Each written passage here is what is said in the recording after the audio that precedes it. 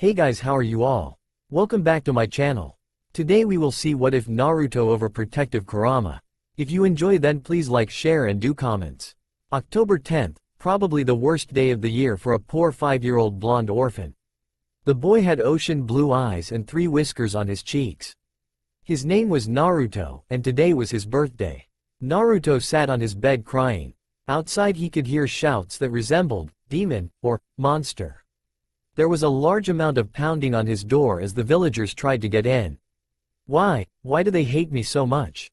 Naruto asked himself as the pounding intensified. A rock shattered his bedroom window as it soared inside and landed on the floor. Naruto knew he should have ran for it when he had the chance, but he also knew that they would follow him to wherever he went and beat him there. It was the same every year. The villagers would all form a mob and attack the small boy until the Anbu or the Hokage broke the mob up. What did I ever do? Naruto continued to ask himself as tears began to slide down his cheeks. The pounding on his door became louder. It was apparent that they were trying to knock the door down if it wasn't opened. Naruto cuddled into a ball and closed his eyes, hoping that everything would disappear and that he would wake up from a nightmare. Naruto opened his eyes when he felt a hard damp floor instead of his soft warm bed. He found himself in a large dimly lit dungeon-like corridor. He got up and started to wander around. "Hello?" he called out into the darkness. There was no reply. Eventually Naruto came across a large room with a huge cage door with a small seal keeping it shut. Inside the large cage was a massive red fox with 9 tails. The fox had black eyes with red slits and many large sharp teeth. Its claws were as sharp as its teeth. The fox was snarling, but Naruto didn't know why. Who are you, and where am I?" Naruto asked. The large fox looked down to meet the boy as it suddenly realized he was there. The fox stopped snarling and instead adopted a calm, tender expression. "I am Kyuubi, and it is my fault that those villagers hate you so," the large fox said in a calm, tender female voice. "They hate you because the 4th Hokage sealed me inside you in order to stop me. I'm truly sorry," Kyuubi said as she lowered her gaze from the boy. "Why did you attack the village?" Naruto asked, apparently only paying attention to the fact that the large fox attacked the village. "Because I was forced to. A despicable man who doesn't deserve to be named forced me to attack the village hidden in the leaves, thus causing me to be sealed in you, causing your life to become a living hell," Kyuubi explained. "You deserve so much better than this, my young kid. It wasn't your fault that you're treated like scum." Naruto was dumbstruck. For once in his life someone actually cared for him. "Is there any way to set you free?" "There is, but I won't let you," Kyuubi sternly answered. "Why not?" Naruto asked. "Because I don't want to see my kid die, and when I am inside of you I can at least heal your wounds and try to protect you," Kyuubi answered. "But," Naruto started, "if you were forced to attack the village, you shouldn't be here," Naruto said as he made his way to the paper seal keeping the gates shut. Naruto began to tear the seal off, but just as he was about to finish, Kyuubi wrapped one of her tails around Naruto and pulled him away from the half-ripped seal. "Naruto, I stay here not just because I am forced to, but because I choose to. You are my kid, and I will protect you," the large fox scolded the boy. Naruto gave up and closed his eyes and folded his arms. The next thing Naruto knew, he was back in his room where the villagers were about to burst in. Fear built up inside the boy instantly. Kyuubi?" Naruto whispered out in fear. "Don't worry kid, I'll protect you," Kyuubi's voice said Naruto's head. Naruto could feel a large amount of chakra build up inside of him. The door that separated him from the mob outside finally gave way and the villagers stormed in to attack the small boy. When they reached him in his bedroom, the chakra buildup began to manifest itself into a smaller version of Kyuubi. "Demon!" the villagers cried out in fear. "Quick, tell the Hokage that the demon fox is free," another villager shouted outside. One of the members of the mob, a ninja, a chunin most likely due to the combat vest, approached the mid-sized fox. Well, what do we have here? A demon protecting another demon? How sweet," the ninja said. "Really? Just who is the demon here? Me trying to protect my kid?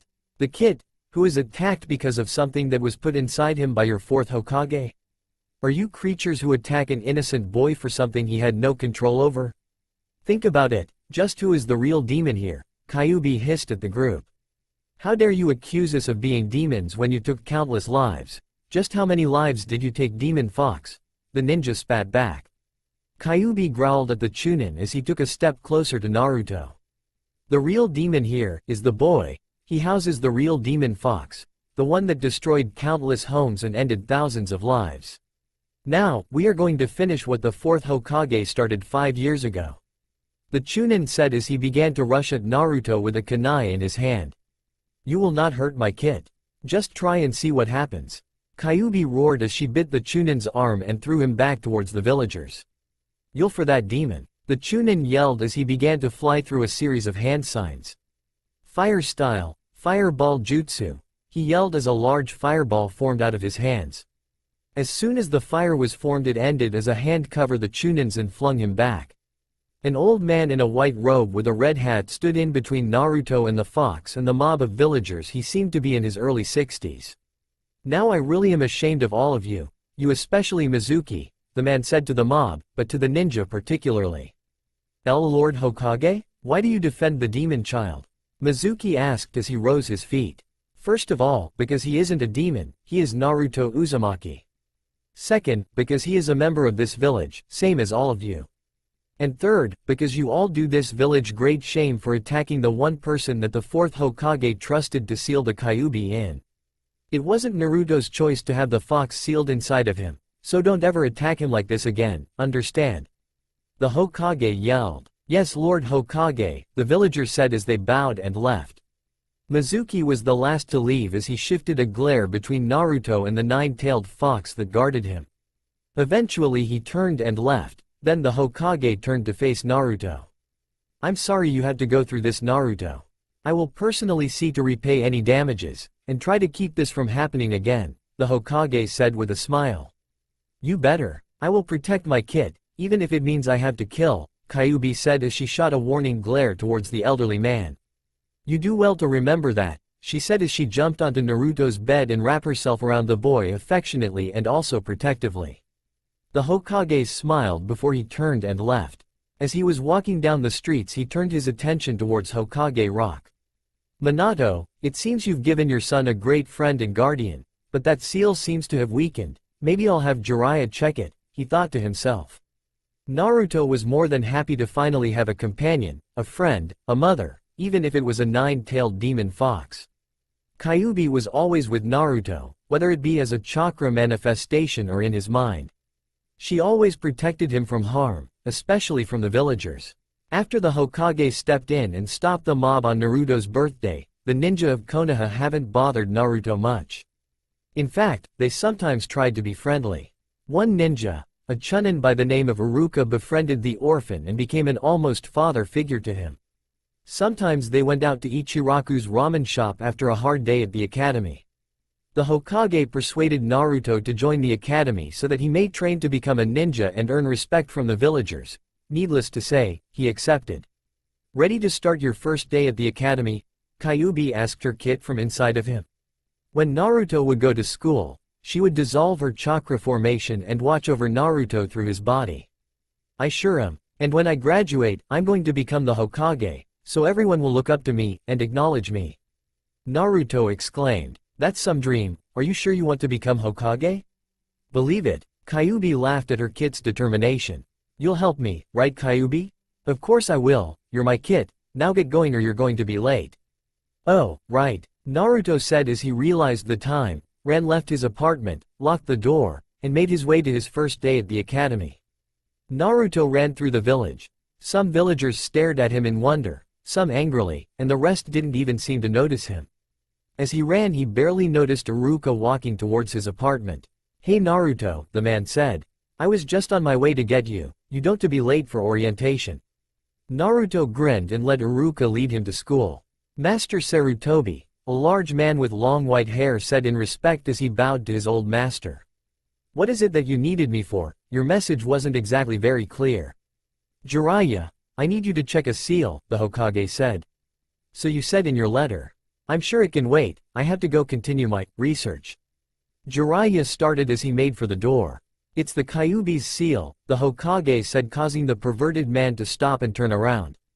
You mean the one that Minato placed on Naruto? Jiraiya asked, suddenly interested. The Hokage nodded. That changes everything. Where is he? By now, he should be at the academy, it's orientation, and he has decided to become a shinobi of the Leaf Village, the old man stated. Really? Is that wise? What if the Kyuubi takes over and extracts its revenge on the village? No, I don't think so. The Kyuubi made it quite clear that it just wants to protect her kit, Sarutobi said, quoting the demon fox. Her kit? Jiraiya asked, stressing each word. The Hokage nodded. So you've spoken to her? Not face to face, but rather to a smaller chakra manifestation, the Hokage admitted. Jiraiya turned back towards the door. He looked worried. I guess I had to check it then. With that he left, leaving the Hokage behind his desk looking out the window, studying the village. Wow, Iruka, this place is huge. Naruto exclaimed. Iruka smiled at the boy. The two of them were standing in front of the academy. The building was large and decorative. A large banner that read, Orientation, hung across the front of the building. You nervous, Naruto? Iruka asked. Nope, not at all, Iruka. Naruto replied with a grin. Well, you know, once we're inside you have to call me Iruka-sensei, Iruka said, to which Naruto pouted. Well, I already got your paperwork taken care of, so just go and find a spot in the lineup with the rest of the students. Naruto nodded and ran off to the line. You can come out now, Iruka said to no one in particular.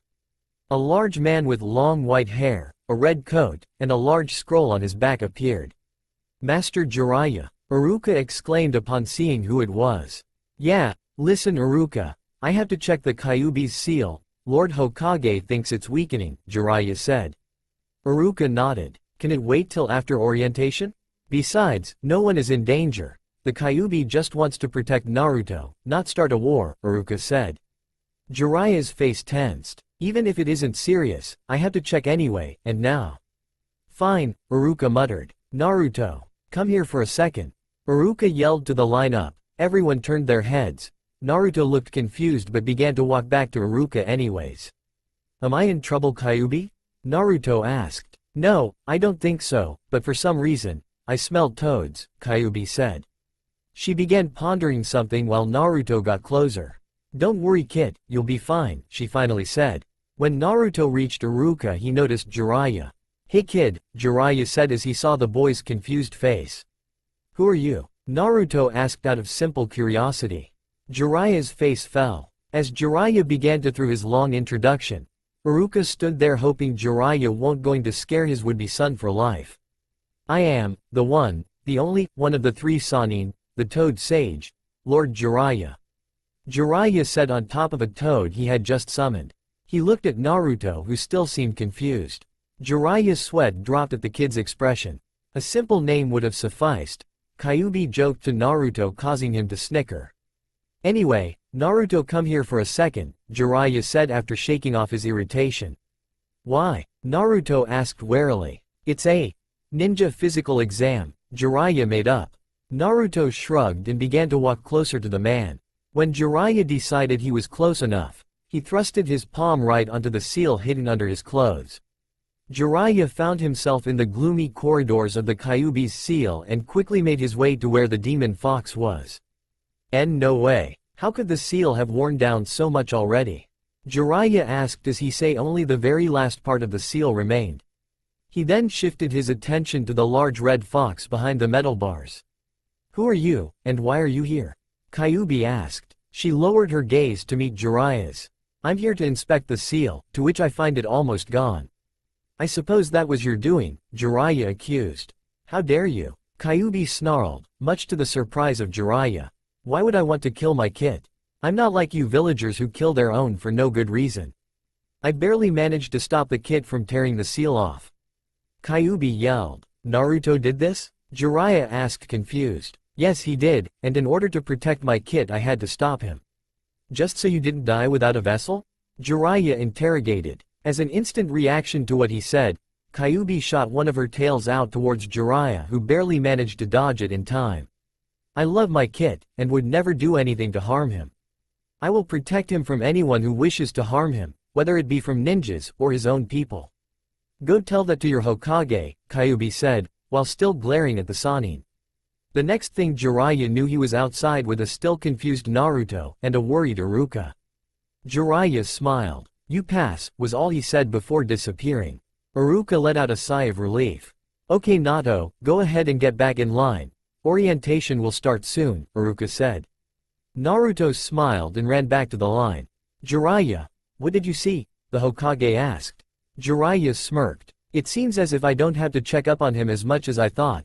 Minato sealed a motherly fox into him," Jiraiya said. The Hokage laughed. "So it won't try and take the boy over and use him exact her revenge?" "Nope, it'll probably be the opposite if anything. But he will have an interesting ninja carrier being the vessel of the nine-tailed fox," Jiraiya said. "Now if you'll excuse me, I have some research to catch up on," Jiraiya said as he left. "I better alert the hospital, Tusnade is still in town, and she'll kim him if she catches him doing his research," the old man said to himself. Naruto sat in the classroom, which to his surprise was fairly crowded. From where he sat, he could easily see the instructor, as well as out the window in case he began daydreaming. Next to Naruto sat a boy with spiky black hair and 2 red marks on his cheeks. His name was Kiba and he belonged to the Inuzuka clan, which specialized in the use of dogs, much to Kyuubi's displeasure. On the other side of him was a boy with sunglasses and a coat that covered most of his expressionless face. His name was Shino and he belonged to the Aburame clan, which specialized in the use of bugs. A few seats in front of him sat a girl with purple hair. She seemed to have no pupils in her eyes. Her name was Hinata, and she belonged to the Hyuga clan, which specialized in the use of their Byakugan. All the way in the front of the room sat a boy with black hair, dark cloths. He had a fan symbol of the back of his shirt. His name was Sasuke, and he belonged to the Uchiha clan, which Kyuubi found utterly distasteful. Naruto made a note to ask her about it later. Among the others in the classroom, Naruto couldn't find any others that looked interesting. But at that moment, 2 girls walked into the classroom. One had pink hair and emerald green eyes. She had a red ribbon tied into her hair. Her name was Sakura Haruno. She was determined to be the first ninja from her family. The other girl had blonde hair and wore purple clothing. Her name was Ino, and she belonged to the Yamanaka clan, which specialized in mind transfers. The class was going to begin soon, and Naruto noticed that 2 seats were still empty. At that moment 2 more boys walked into the classroom. One had black hair that was tied behind his head. He had a lazy expression on his face. His name was Shikamaru, and he was from the Nara clan, which specialized in the use of shadows. The other boy had light brown hair, and was a little chubby. His name was Choji, and he belonged to the Akamichi clan, which specialized in human expansion.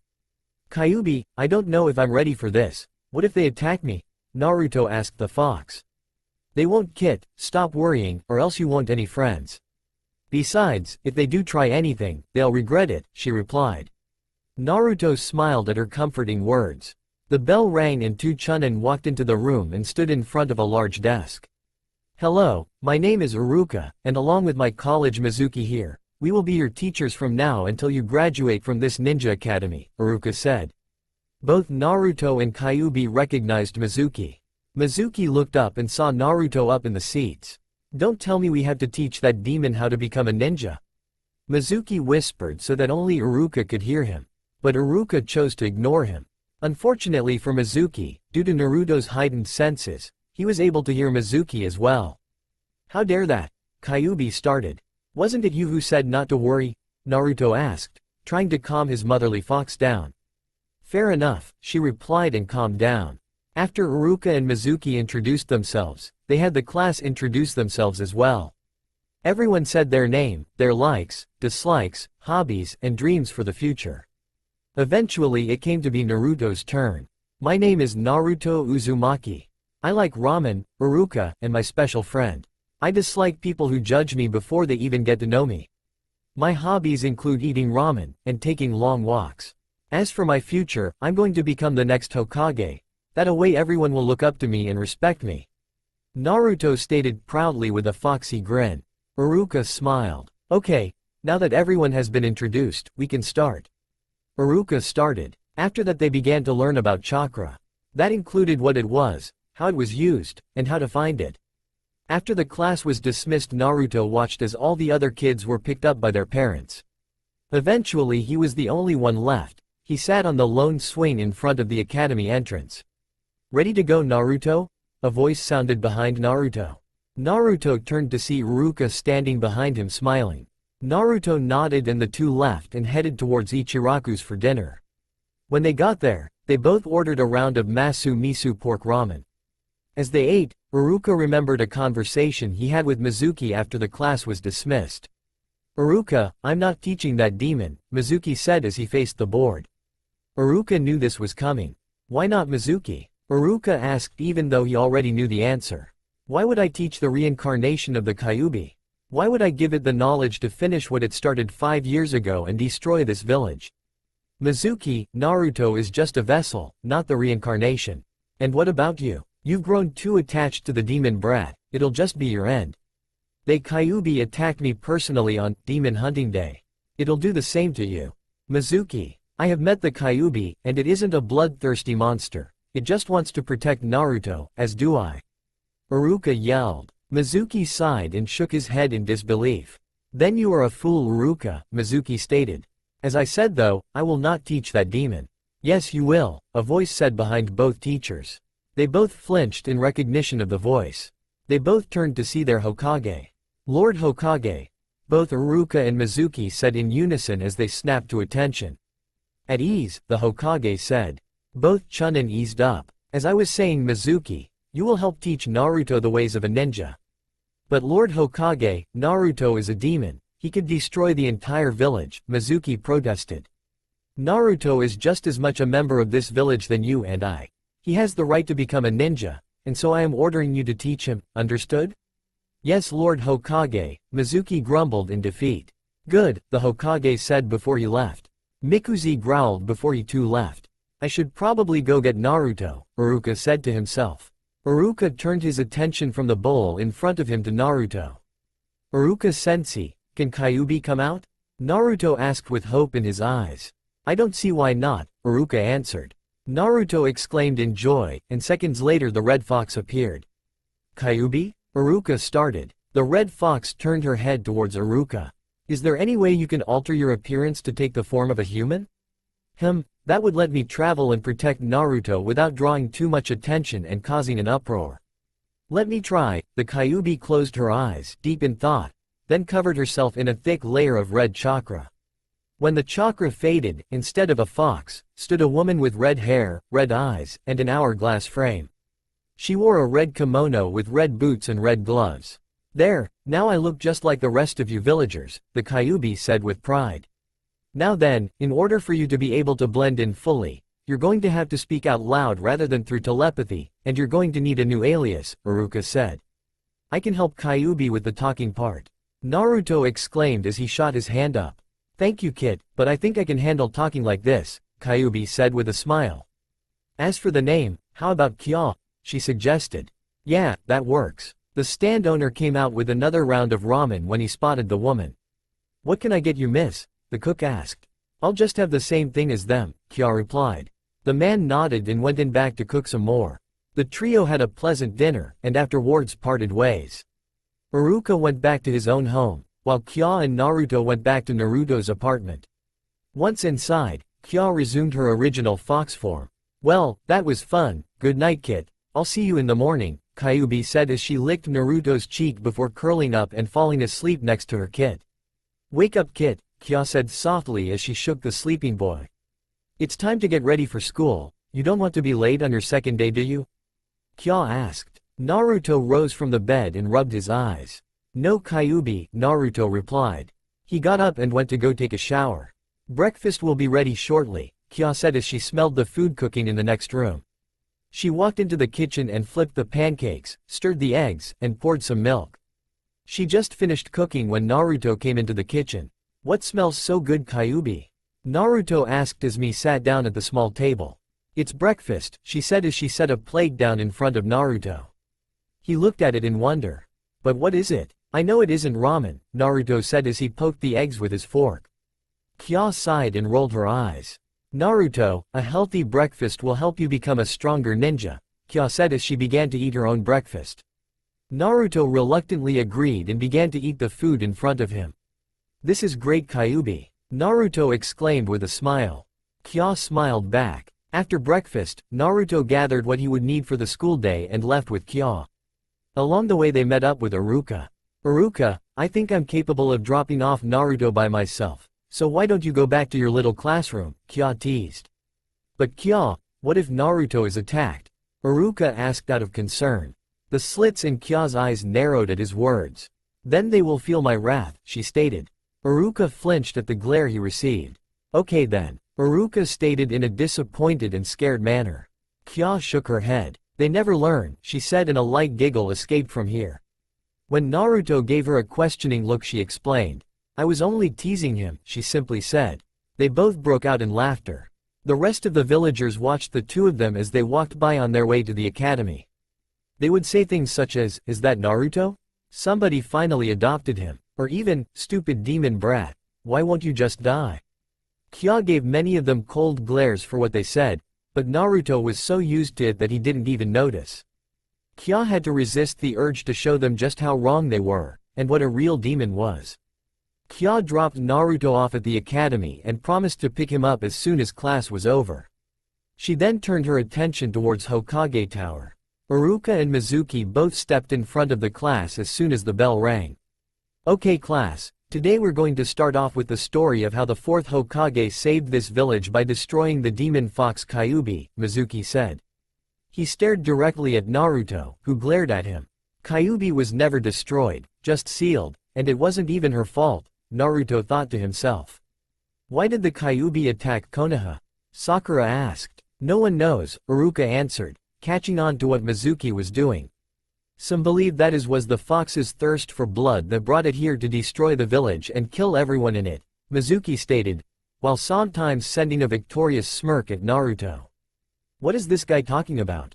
Naruto thought to himself. He had to resist with all his power not to shout out to Mizuki and tell him the truth. Easy Naruto, you can get through this, Naruto thought to himself. And if it wasn't for the fact that the Kyuubi's body vanished as it fell, the village would have cut the demon's head off and strike it through a large spire, Mizuki continued. Iruka-sensei, may I please be excused? Naruto asked as he stood up. Iruka nodded in understanding and watched as Naruto made his way out the door. Kyuubi, are you there? Naruto had to wait a moment for a response. Yes Kit? Kyuubi responded in his mind. Mizuki keeps saying bad things about you, and it's making me sick, Naruto said. Don't worry Naruto, he'll get set straight, Kyuubi said, filling the boy with confidence. Now get back to class, you won't learn much by standing in the hall. But, how did? Naruto asked in amazement. Silly kid, Kyuubi simply said. Naruto blushed out of embarrassment as he realized that part of the Kyuubi was still inside of him. Naruto went back into the classroom and took his seat. Now then, let's talk about how to find your chakra. Iruka started. Kya made her way up to the Hokage's office entrance, but was blocked by the receptionist. I'm sorry, but unless it's something important, I'm going to have to ask you to leave, the receptionist said. Trust me, this is important, Kya responded. How so? The receptionist asked out of curiosity. That is none of your concern, Kay said with a huff. The receptionist gave up and allowed Kya to pass. Kya walked into the Hokage's office and wasn't surprised to see a large bookshelf, or a neatly organized desk with a very small stack of papers. The Hokage sat in his chair with his head resting on his wrapped hands. Do I know you? The old man asked. Kya smirked. What do you mean you don't recognize me?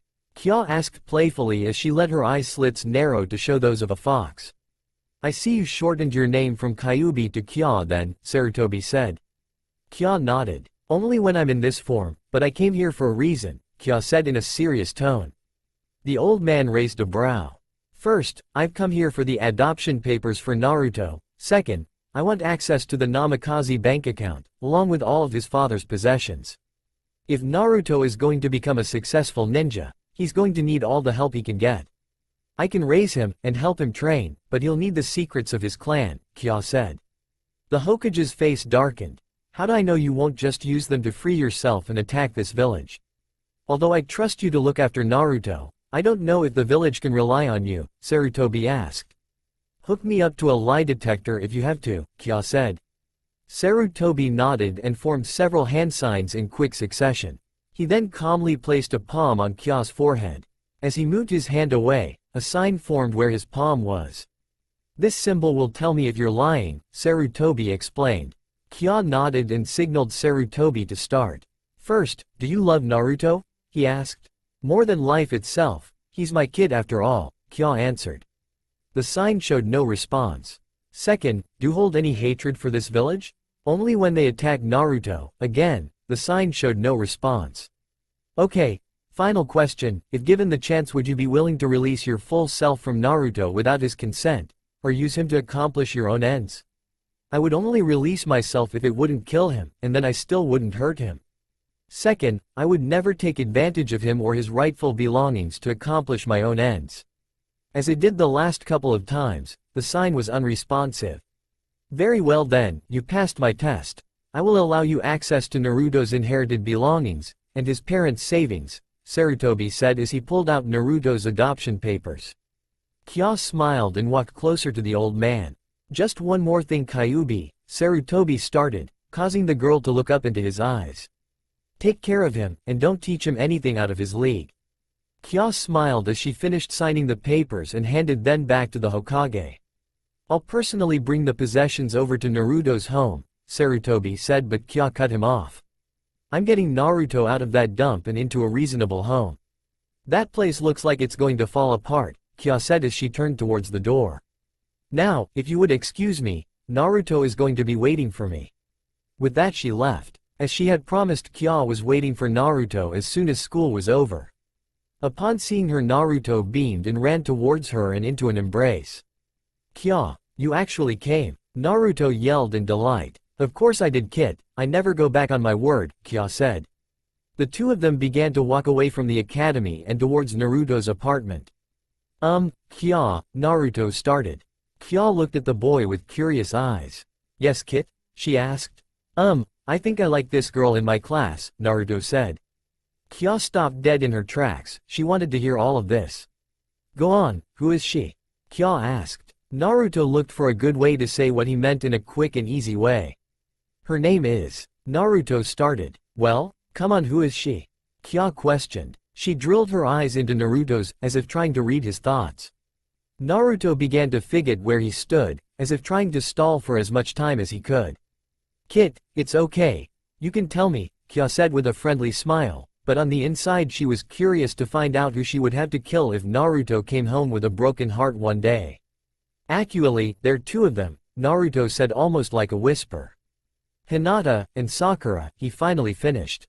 Kya was pleased to know that Naruto had a crush. It showed that he was actually growing up, but on the other hand, it made her feel on edge. Hyuga and Haruno, Kya said to herself. She made a mental note to remember them. She turned her gaze back to Naruto and smiled at him. Although I'm proud that you have a crush, too, nonetheless, I think you might be a little young to worry about girls. Try to become friends with them, then maybe over time you can sort this out, Kya suggested to Naruto. I guess I could try, Naruto said as he thought the process over in his head. Good, now come on. Let's get you some proper ninja equipment, and if you're good we can stop at Ichiraku's, Kya said as she led Naruto into the market center. You mean it? Of course. Kya could barely keep up with Naruto as he darted from shop to shop trying to finish as quickly as possible so they could go his favorite ramen stand. Naruto, slow down, she called after him. Naruto stopped and spun around to see a panting Kya catching up to him. She carried all sorts of gear, from kunai to scrolls. Now then, all that's left is your new clothes, she said as she began to search for a clothing store. Here we go, she said, and the two of them walked inside. Hello miss, what can I do for you?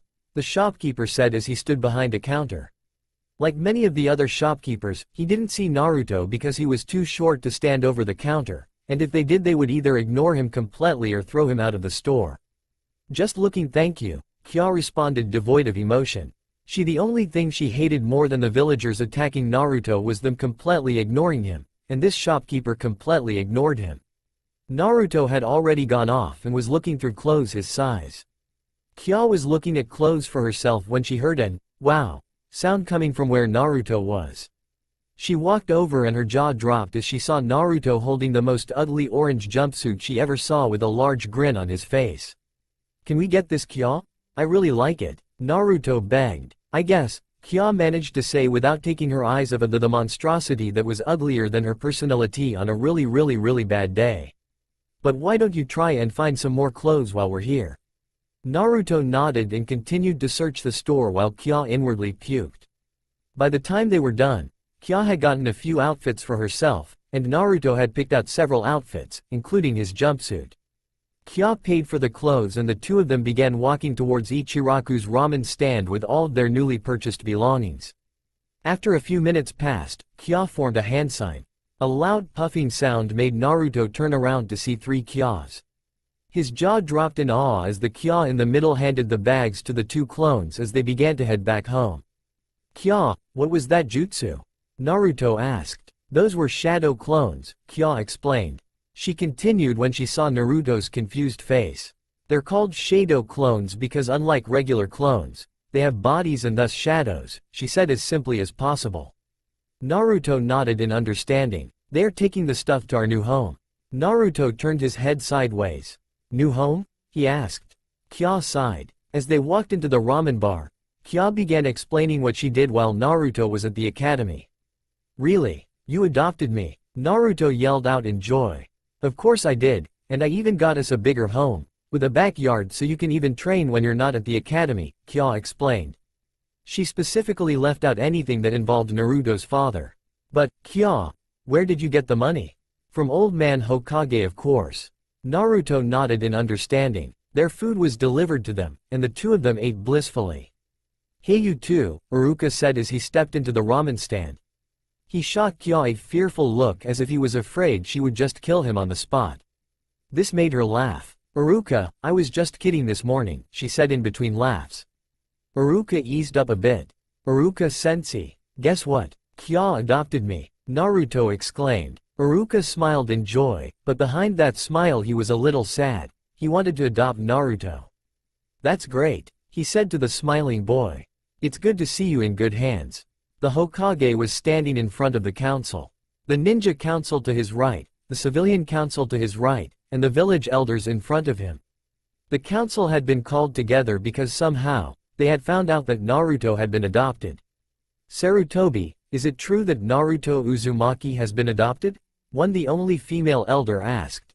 Yes, Sarutobi stated. I was not aware that it could pose a problem to the village that an orphan could be adopted. Or is this because of some deep hatred towards a poor boy? He should have just been killed 5 years ago, a member of the civilian council yelled out. Numerous voices of agreement could be heard from the civilian council, while the ninja council sounded out in disapproval. Several of the ninja clans had wanted to adopt Naruto, but knew that if they did, they would lose much prestige in the council, or that they would be seen as demon lovers, and would be treated just as badly as Naruto was, if not worse. So what if he got adopted? It's better that way. The Yamanaka clan leader stated. Her clan would have adopted Naruto in a heartbeat if they were given the chance. I agree with the Yamanaka clan head. If Naruto was to be killed at the hands of the villagers, I'm sure the seal would have broken, and without Minato, we would have been able to stop the Kyuubi. Now, there is someone who can protect him, the leader from the Nara clan voiced out. But what if the seal wears off anyway? Someone from the civilian council asked. Numerous reports already came in from villagers that a miniature Kyuubi has been spotted. Another voiced out. Probably because of your demon hunting day, the Hyuga clan head said in a calm, emotionless voice. Demon hunting day, the Yamanaka clan head yelled out in anger. It's an official Konoha holiday, a member of the civilian council stated. Then how come none of us have ever heard of it? The Inuzuka clan head asked. The rest of the ninja council nodded in agreement. Because you ninja are always off doing missions, the same voice said. You're so busy doing your missions outside of Konoha that you don't even see the monster lurking inside of the village walls. A loud roar of agreement and applause erupted from the civilian council. The only monsters inside the village walls are the villagers who hunt and attack Naruto for something he didn't do, the clan head from the Akamichi clan said. Naruto killed thousands all those years ago. He left wounds that are still left to heal, a civilian council member said. The Kyuubi did that, not Naruto, the clan head of the Aburame clan calmly. Not only that, but I and my fellow Uchiha noticed that our Sharingan picked up a large amount of genjutsu on the Kyuubi that night, the Uchiha clan head stated. A voice is quieted and turned towards him. Many of my clansmen's Byakugan detected the same thing, the Hyuga said. What are you saying? One of the elders asked. We believe that the Kyuubi was forced to attack Konoha, the Uchiha said. A look of shock and fear swept across both the civilian and ninja council. Alright, the Hokage said, trying to distract everyone from the disturbing news just announced. Will it appease the civilian council if I put Anbu units out to watch Naruto at all times? Several members from the civilian council nodded. Then it shall be done, the council is dismissed, the third elder said. As the council started to disperse, Sarutobi walked over to the Uchiha and the Hyuga. First thing, as soon as we are out of here, I want to talk to both of you, the Hokage said. Yes sir, Lord Hokage, they both said in unison. Kya, this is a house? Naruto asked in shock. In front of the two of them was an entire estate.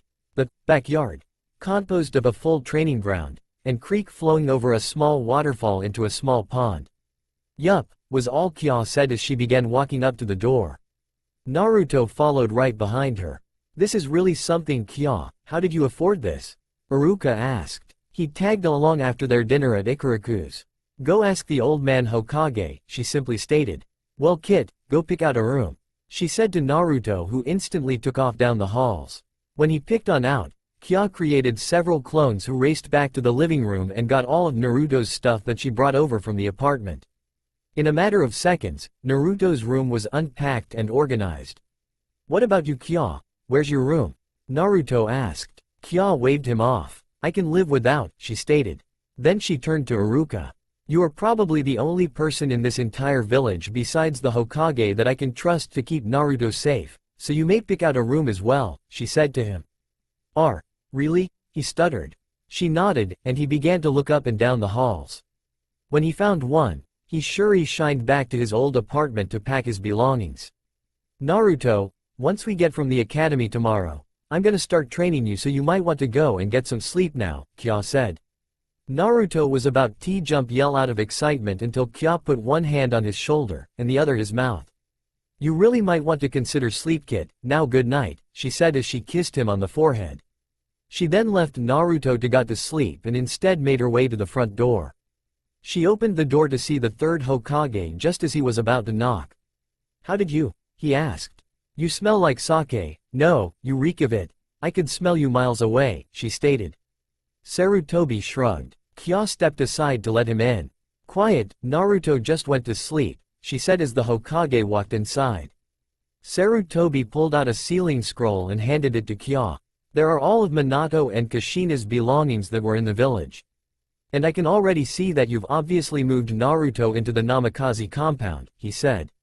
Kya nodded. Iruka shined back into the building with several sealing scrolls in his hands. As soon as he saw the Hokage, he snapped to attention.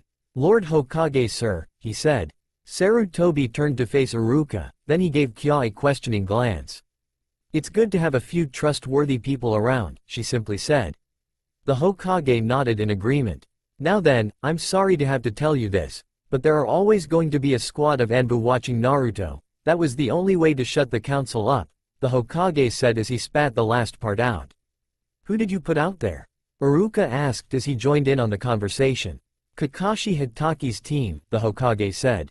Minato's team? Why them? Iruka asked. Because they knew about Minato and Kushina, and Naruto, so they will be willing to die for their old sensei's son, the Hokage said. Kya raised an eyebrow.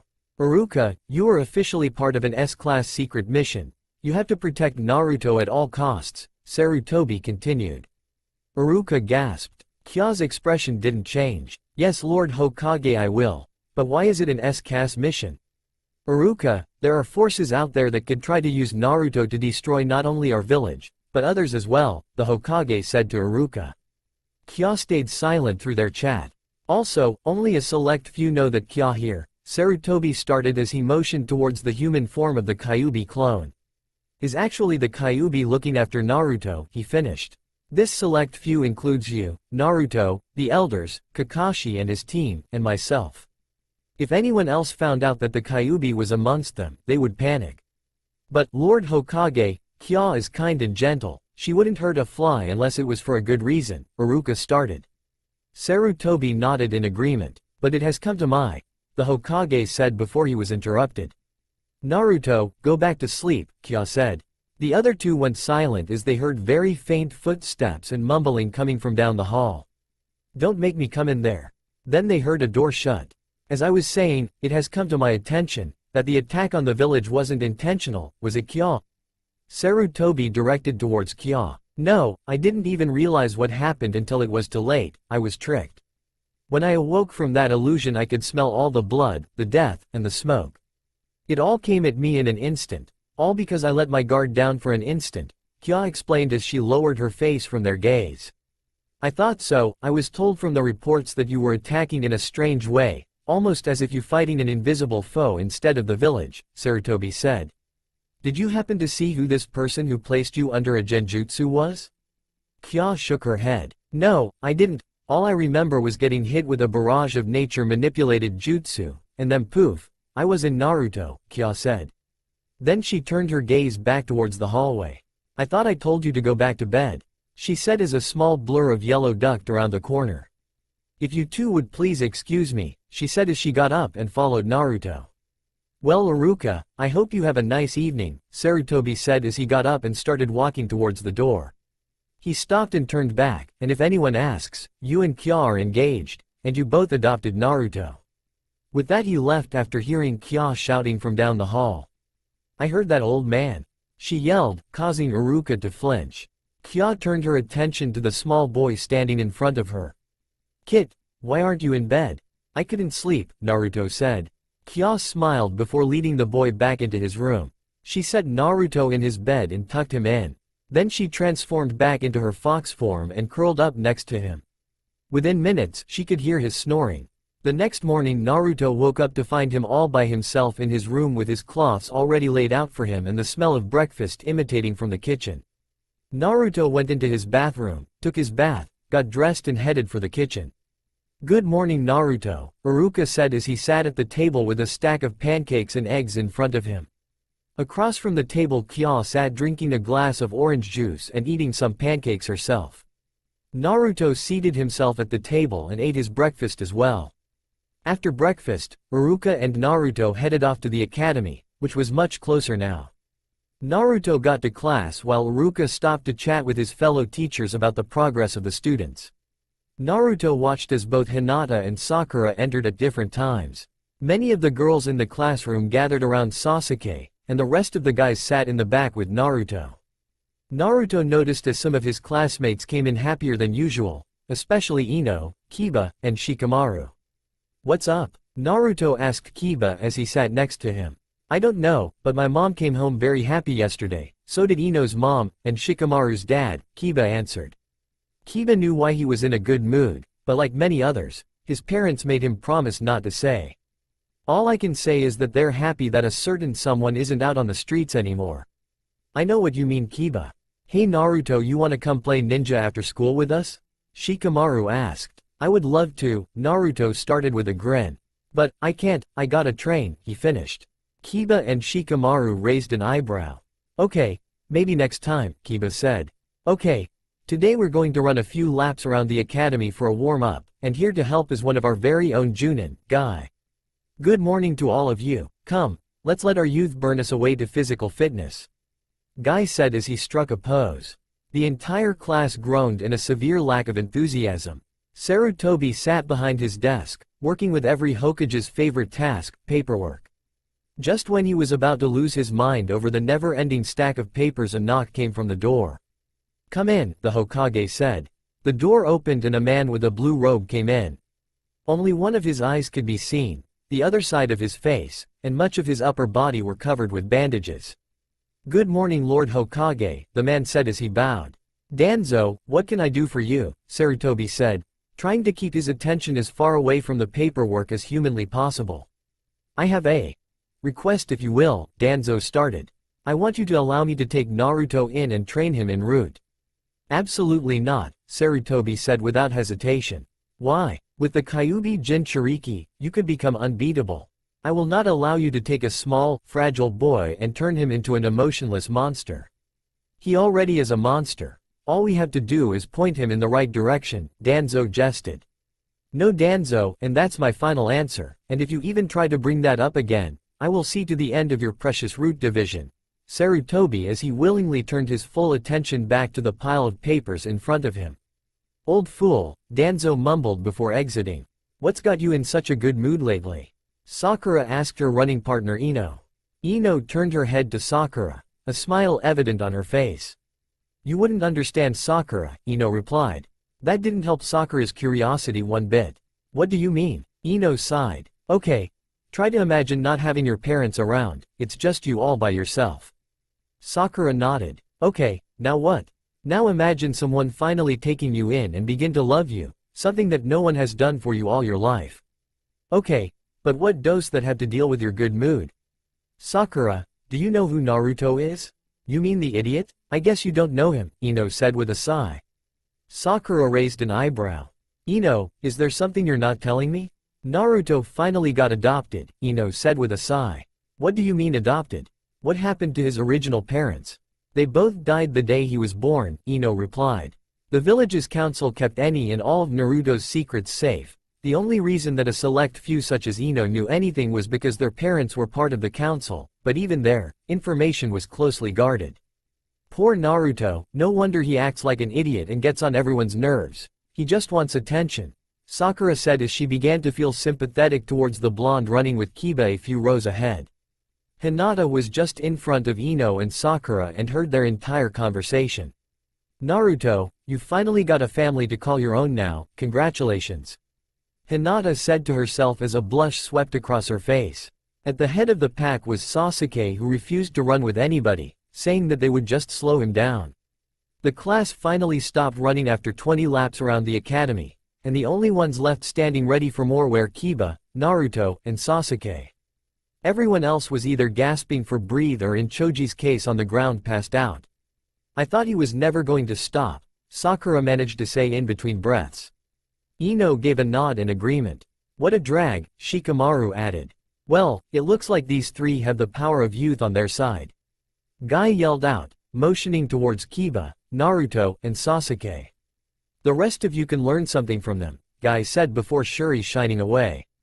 Okay, now for some meditating with Kurenai, Iruka said as he walked outside to join the group. Does that mean we have to do any more exercise?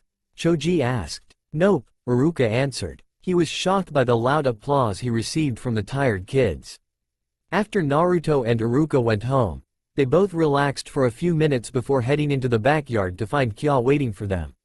About time, Iruka. Did you get lost in the halls? She teased. Iruka smiled, as he was still adjusting to the Kyuubi's teasing. Okay, Kit, show me what you got, Kya said before charging Naruto. Naruto only had a split second to respond, as he pulled out the kunai knife he had in his hands. That was the fastest reaction time I've ever seen from someone so young, Iruka said in amazement. Kya just smirked. Well, it seems you have inherited my blood limit through the seal, she said. Iruka's eyes shot wide open. Naruto's eyes were just like Kya's, they were blood red with black slits. Now, let's get started, she said as she charged at Naruto again. As time progressed, Naruto and Sasuke were both tied for top ninja of the academy. From appearances, you would think that the two hated each other, but if you actually knew them then you would see that they were best friends. 2 years had passed since Naruto was adopted and started his training at the academy. Naruto had many friends now, Kiba, Shino, Shikamaru, Choji, Ino, and Sakura, Hinata, and Sasuke. Just like always, Kya trained Naruto till he dropped every day he came home from school. The day started out just like the rest, a running exercise with Guy around the academy. Like usual, Naruto and Sasuke were at the head of the pack followed by Shino and Kiba a while behind. By this time, most people could run the distance without dropping, and still keep going. Hey Naruto, think you can keep up? Sasuke said to his running mate. Naruto grinned back at the Uchiha. Can you? He said back. Guy looked back to see how everyone was doing. He saw that Naruto and Sasuke were right behind him, while everyone else was at least 50 yards back. This brought a smile to his face as he saw just how far they had come so far. I still can believe how strong those two are, Sakura said with a blush. I know what you mean Sakura, Ino said. What do you think Hinata? Wah, Hinata stuttered. She was too busy admiring Naruto to even pay attention to their conversation. As Hinata continued to stutter, Ino let out a giggle. You might want to pay more attention to other things besides Naruto, Ino suggested. Sakura took that hard. Hinata likes Naruto as well? Sakura thought to herself. A determined look appeared on her face. I won't lose to you. After the running exercise they went to go work on chakra control with Kurenai like they usually did. This is where Naruto had difficulty due to his enormous chakra pool, but that didn't mean he never got the hang of it. Okay class, let's see how much you have learned, Iruka said after their session with Kurenai. How about a couple of sparring matches? He suggested to Mizuki. Mizuki nodded in agreement. Alright, let's start with Naruto and Sasuke, he said. Naruto and Sasuke stepped forward and faced each other. Don't expect me to go easy on you just because we're friends, Naruto said. I was just about to say the same thing, Sasuke replied with a smirk. Let's see just how much the Kyuubi has taught you Naruto, Iruka said to himself. Come on Sasuke, crush the demon, make it eat dirt. Mizuki said to himself. Come on Naruto. Sakura yelled. You can do it Naruto. Hinata yelled. The two kunoichi turned to glare at each other. Their glares were interrupted as the two ninja in training charged towards each other. Naruto and Sasuke both charged at each other with kunai knives. The metal clashed, sending sparks in all directions. The two of them jumped back away from each other. Naruto threw his kunai at Sasuke, who blocked it by throwing his own. Sasuke went through a series of hand signs and took a large inhale of air. Fire style, fireball jutsu, he said while casting a large fireball at Naruto. Naruto jumped out of the while going through his own series of hand signs. Water style, water shuriken jutsu, Naruto said. Several shuriken made of water appeared in Naruto's hands as he threw them at the fireball that was looming ever closer. The shuriken cut straight through the fire and headed straight for Sasuke.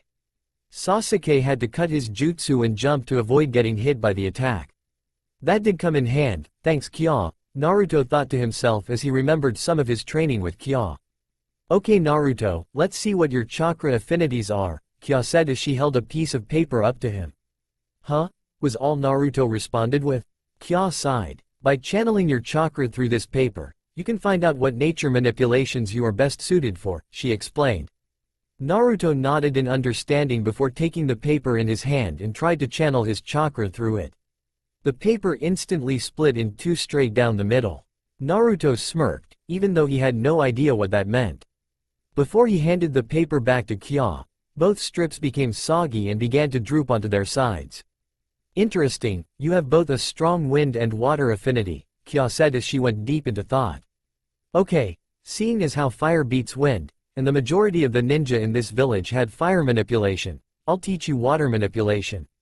Really? Naruto asked excitedly. Kya nodded. But first, you have to separate your water chakra from your normal chakra, otherwise this won't work, Kya said as she walked over to a tree and picked off a leaf. Here, try to pull all of the water out of this leaf, she said as she placed the leaf in his hand. How do I do that? Naruto asked looking at the leaf on his palm.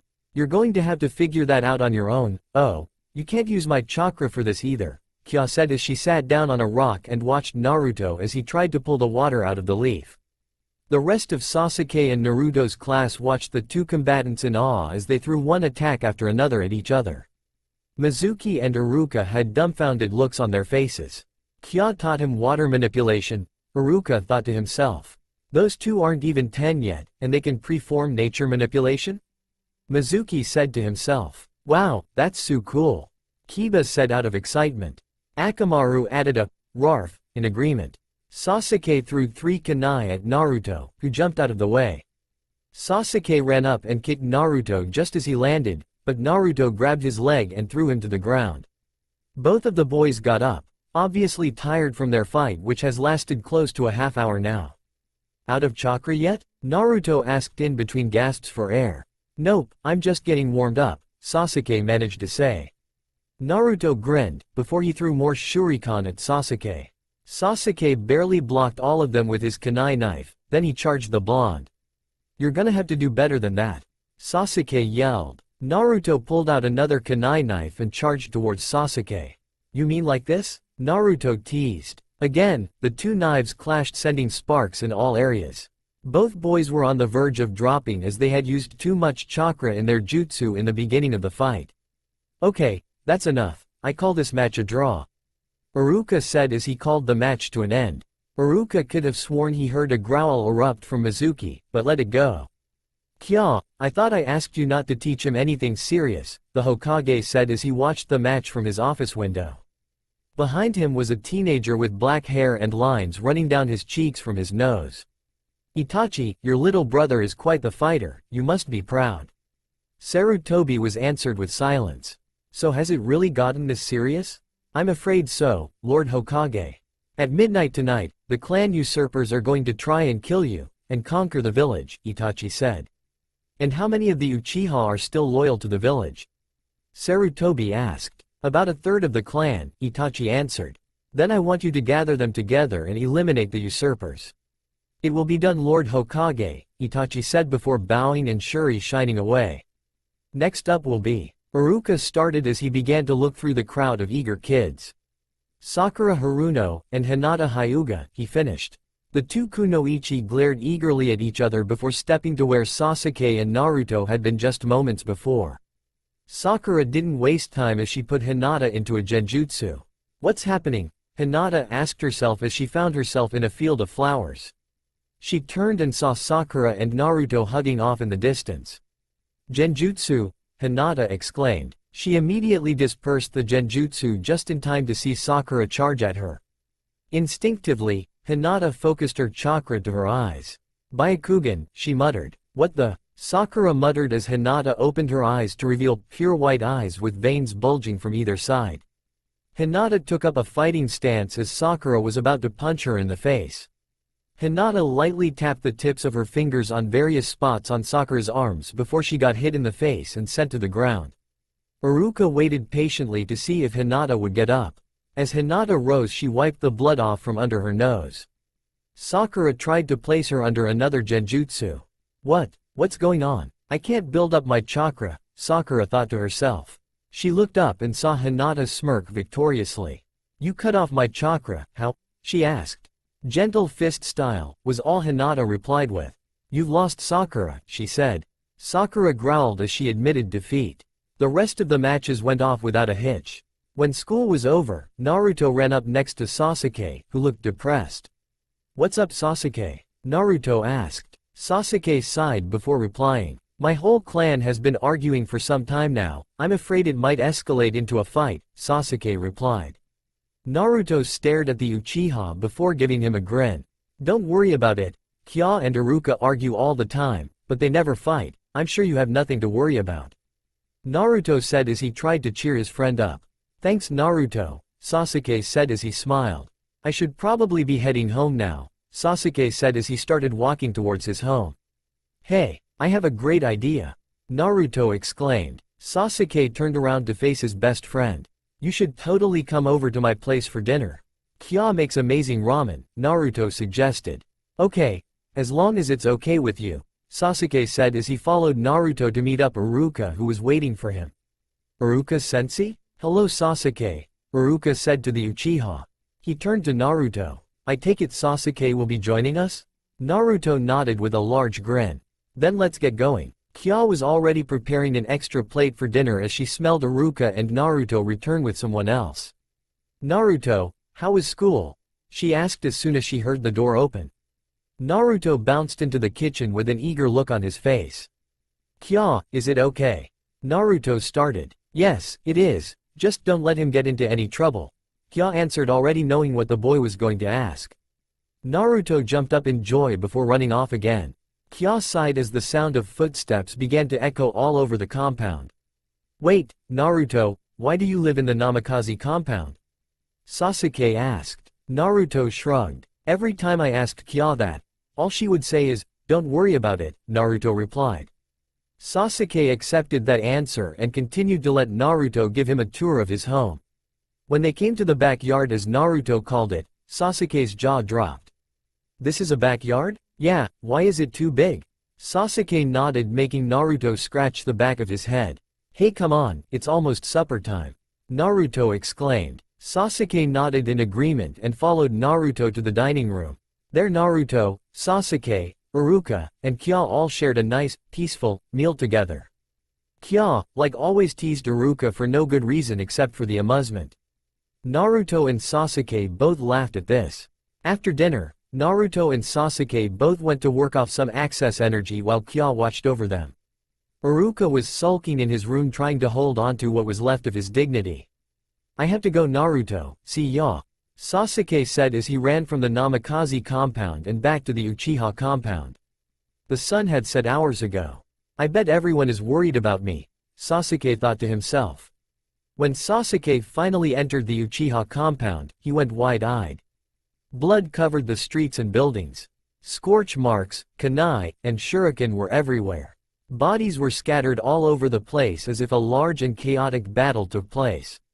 He immediately ran to his house, hoping his brother and parents were okay. Kya was standing on the roof of the estate, as the wind blew around her.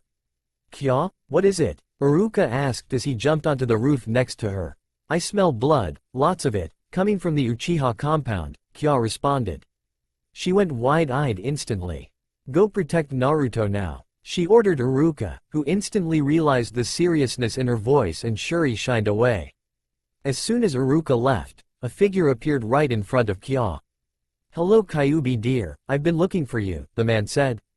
"What do you want?" Kya hissed at the man standing in front of her. The stranger was completely hidden in darkness of the night. All that was visible was his Sharingan eyes. "What, an old man can't see an old acquaintance anymore?" the man asked. "Mandara, I've had enough of you to last a lifetime." Kya yelled at the Uchiha in front of her. "I suppose you're the cause of all that bloodshed over there?" Kya asked when she realized that he wasn't going to be scared away. "Well, actually I didn't, to tell you the truth," Mandara said as he turned his head in the direction of the Uchiha compound. "I have no idea why they're fighting, but that's not why I'm here." Kya raised a brow at his statement. "Well, speak your business and go," she said. "I actually came here to warn you," Mandara started. Kya became even more tensed, if it was even possible. "Protect your Jinchuriki. I have a bad feeling about the future. Something bad is going to happen," he finished. "That's all you came here for?" "I already knew that," she yelled at the man. "Oh, and by the way, congratulations on finally finding your Jinchuriki," Mandara said with a laugh. Kya's eyes flashed with anger. "I'd love to see the boy. Where is he?" Mandara asked as he started to scan the building with his Sharingan. "Oh Kyuubi, you've gotten careless, you've been sealed. But hold on, if you're sealed inside the boy, then," he said as he went into thought. "Oh, very clever, he removed enough of the seal to let you freely come and go between his body and the outside world as long as you leave something behind." When Mandara began laughing again, Kya lost it. Her anger had been building up until it hit the boiling point. She built up her chakra into her right arm until it formed a large red claw. She then swept her claw at the unsuspecting Uchiha, who was still laughing. The edges of the claw connected with the left side of Mandara's face and sent him flying through the air with a few boards from the ceiling going with him. "Bastard," was all Kya said before she went to Naruto's room to make sure he was okay. The next morning, Kya was making breakfast with Naruto, who wanted to help this time. Iruka was still tense about last night, but he knew better than to try and bring it up. "It feels so good not to be being watched," Kya said with a smile. Iruka raised a brow. "Those Anbu aren't out there today," she said. "What did you say?" the Hokage asked the man behind a dog mask. Behind the dog Anbu stood three more. A monkey, a cat, and a hawk. "Someone managed to slip past us and get into the Namikaze compound," the dog Anbu said. "How far did they get?" Sarutobi asked. "The roof of the Namikaze estate." The Kyuubi stopped him, but they didn't fight, they talked. "What about?" "The infiltrator said something about a Jinchuriki," the hawk Anbu said. Sarutobi narrowed his eyes and looked at the cup of coffee in front of him. "That is troubling. The only ones who know that the Kyuubi found her Jinchuriki were some of the council members and myself. And none of them would be foolish enough to go straight up to the Kyuubi and talk openly about that," Sarutobi said. "Lord Hokage, what exactly is a Jinchuriki?" the cat Anbu asked. A Jinchuriki is the person who is to one day replace their prospective Biju.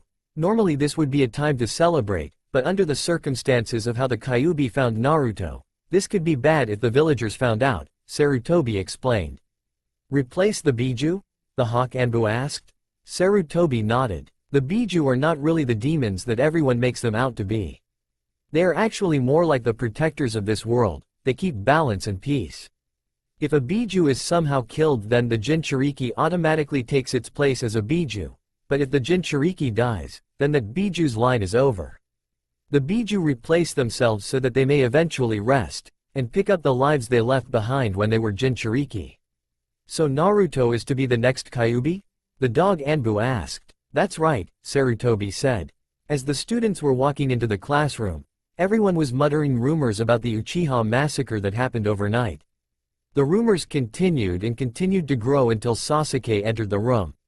The whole class went quiet and all eyes were on him, the last of the Uchiha. Sasuke silently walked over to his seat and sat down. Naruto instantly got up and sat next to him. Sasuke, are you alright? Naruto asked. Sasuke didn't reply. Sasuke? They all fought and died. Sasuke barely managed to say before tears began to slide down his cheeks. I came home to see the aftermath of their fighting, and my brother. Sasuke said in between sobs. Itachi killed my parents, he finished. Naruto stared at him in awe. No way, Naruto said. Sasuke looked up at him. I saw them dead, Naruto, Sasuke said, thinking that's what he meant. Naruto said. Don't let the despair take you, fight it. Naruto said. What do you mean? The Sasuke I know wouldn't let anything get him down, not even this. Naruto yelled. Everyone in the classroom stared right at him. Or are you too much of a coward to accept that they're gone? Naruto asked with a hint of annoyance. That got to Sasuke, he nodded and wiped away the tears. Thanks Naruto, you're right, I have to be strong, he said as he gave his best friend a smile. Naruto grinned back. A few seconds later Iruka walked into the room. Okay class, we're officially done with the basics, and now we'll be moving on to learning more effective jutsu and how to work as a team, Iruka said. Choji rose his hand. Yes Choji? Does this mean we're not running today? He asked. That's right, Iruka said. He was greeted with a loud applause from half of the class. Well, let's get started. Kya sat on the couch in the living room of the compound. What did Mindera mean last night? She thought as she remembered the previous night. The image of Mindera turning his head back to face her, telling her to protect Naruto wouldn't leave. Of course I'll protect him. I would even if he wasn't my Jinchuriki. Bah, she said as she rose and left the living room. I'll go crazy if I keep thinking about this. She went to the backyard and formed several clones. The best way to get this off my mind is with a good workout, she said to herself.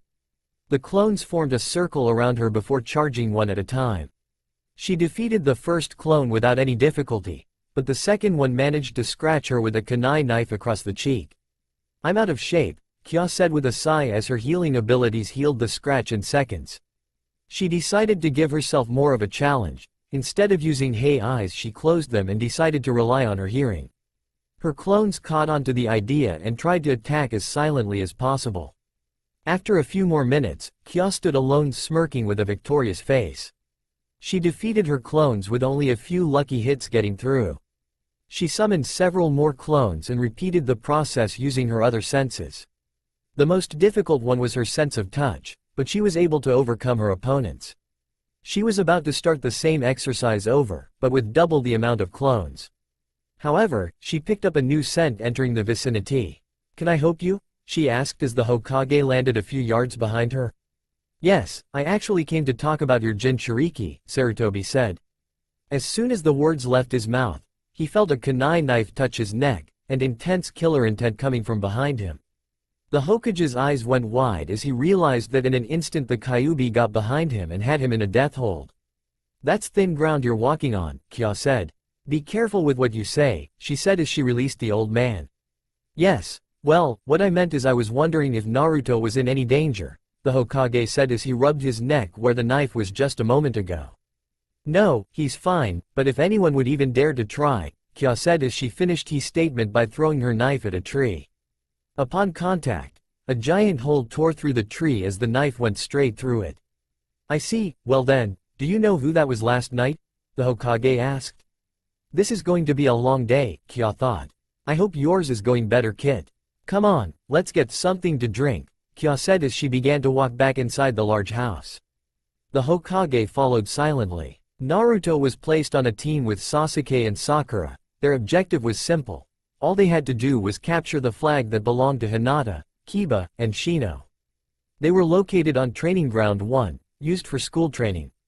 They were currently hiding in some bushes, using short-range communicators to keep in contact. Each one of them was at least 30 yards away from each other. Kiba was standing near his team's flag, with Akamaru laying on his head trying to smell Naruto and his team. Shino was standing on a tree branch and was using his bugs to try and find them as well. Hinata stood the closest to their flag as she used her Byakugan to find their opponents. Shino and Akamaru were having difficulties because Sakura had managed to find some herbs that helped cover their scent, so their only threat was Hinata's Byakugan.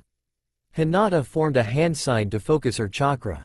I have to find them, hopefully by increasing my range I can locate them, Hinata thought to herself. Slowly the range of her Byakugan started to increase. This is harder than I thought. Sasuke, do you see an opening? Naruto asked Sasuke through the comlink. No, I don't, Sasuke replied after a few moments. How about you Sakura, do you see an opening? No, Sakura said regretfully. The training ground fell into an eerie silence for a few moments. I guess I'll have to make an opening then, Naruto said. Before any of his teammates could protest, Naruto threw several smoke bombs towards Hinata.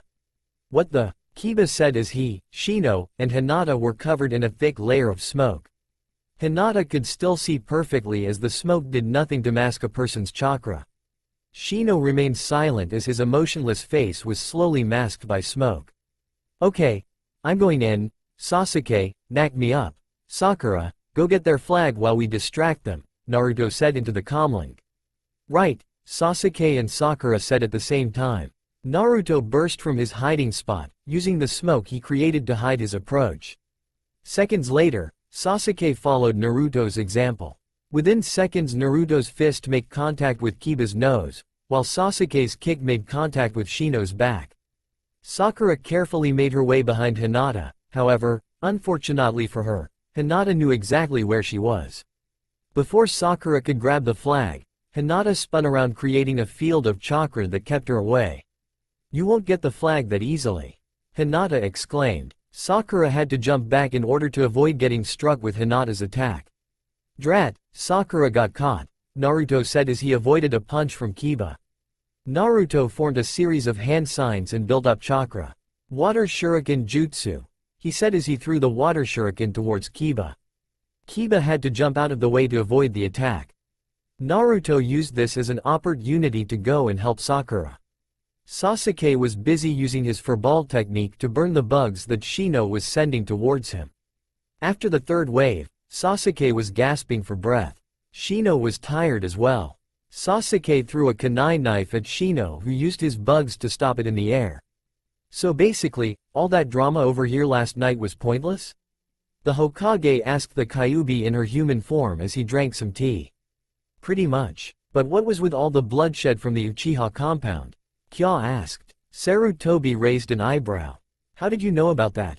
Why do you think I was on the rooftops last night? I couldn't get away from the smell of blood, it was everywhere, Kya stated.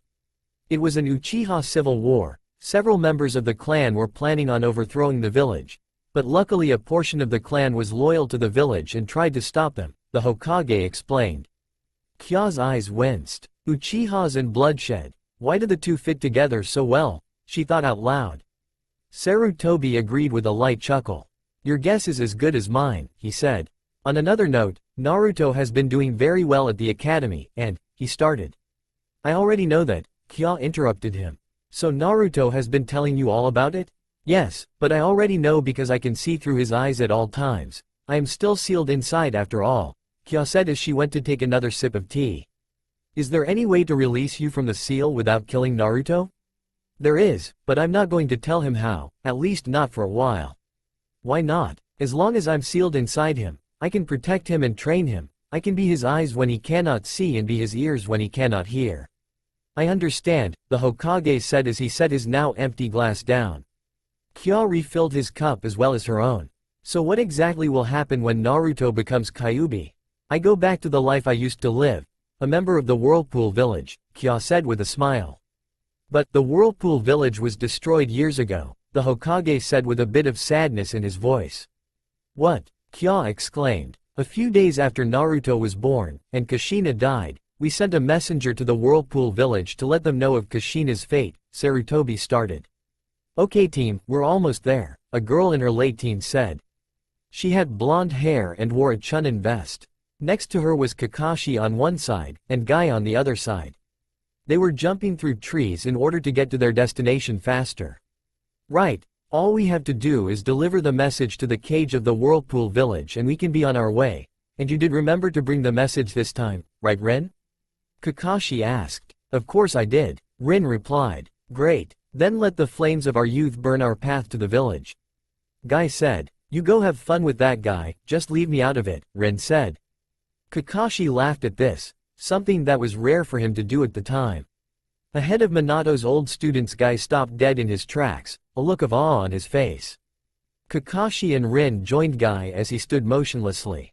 Rin cupped her mouth with her hands in shock and Kakashi's one eye shot open. If it were possible to see the rest of his face, a look of terror would be seen.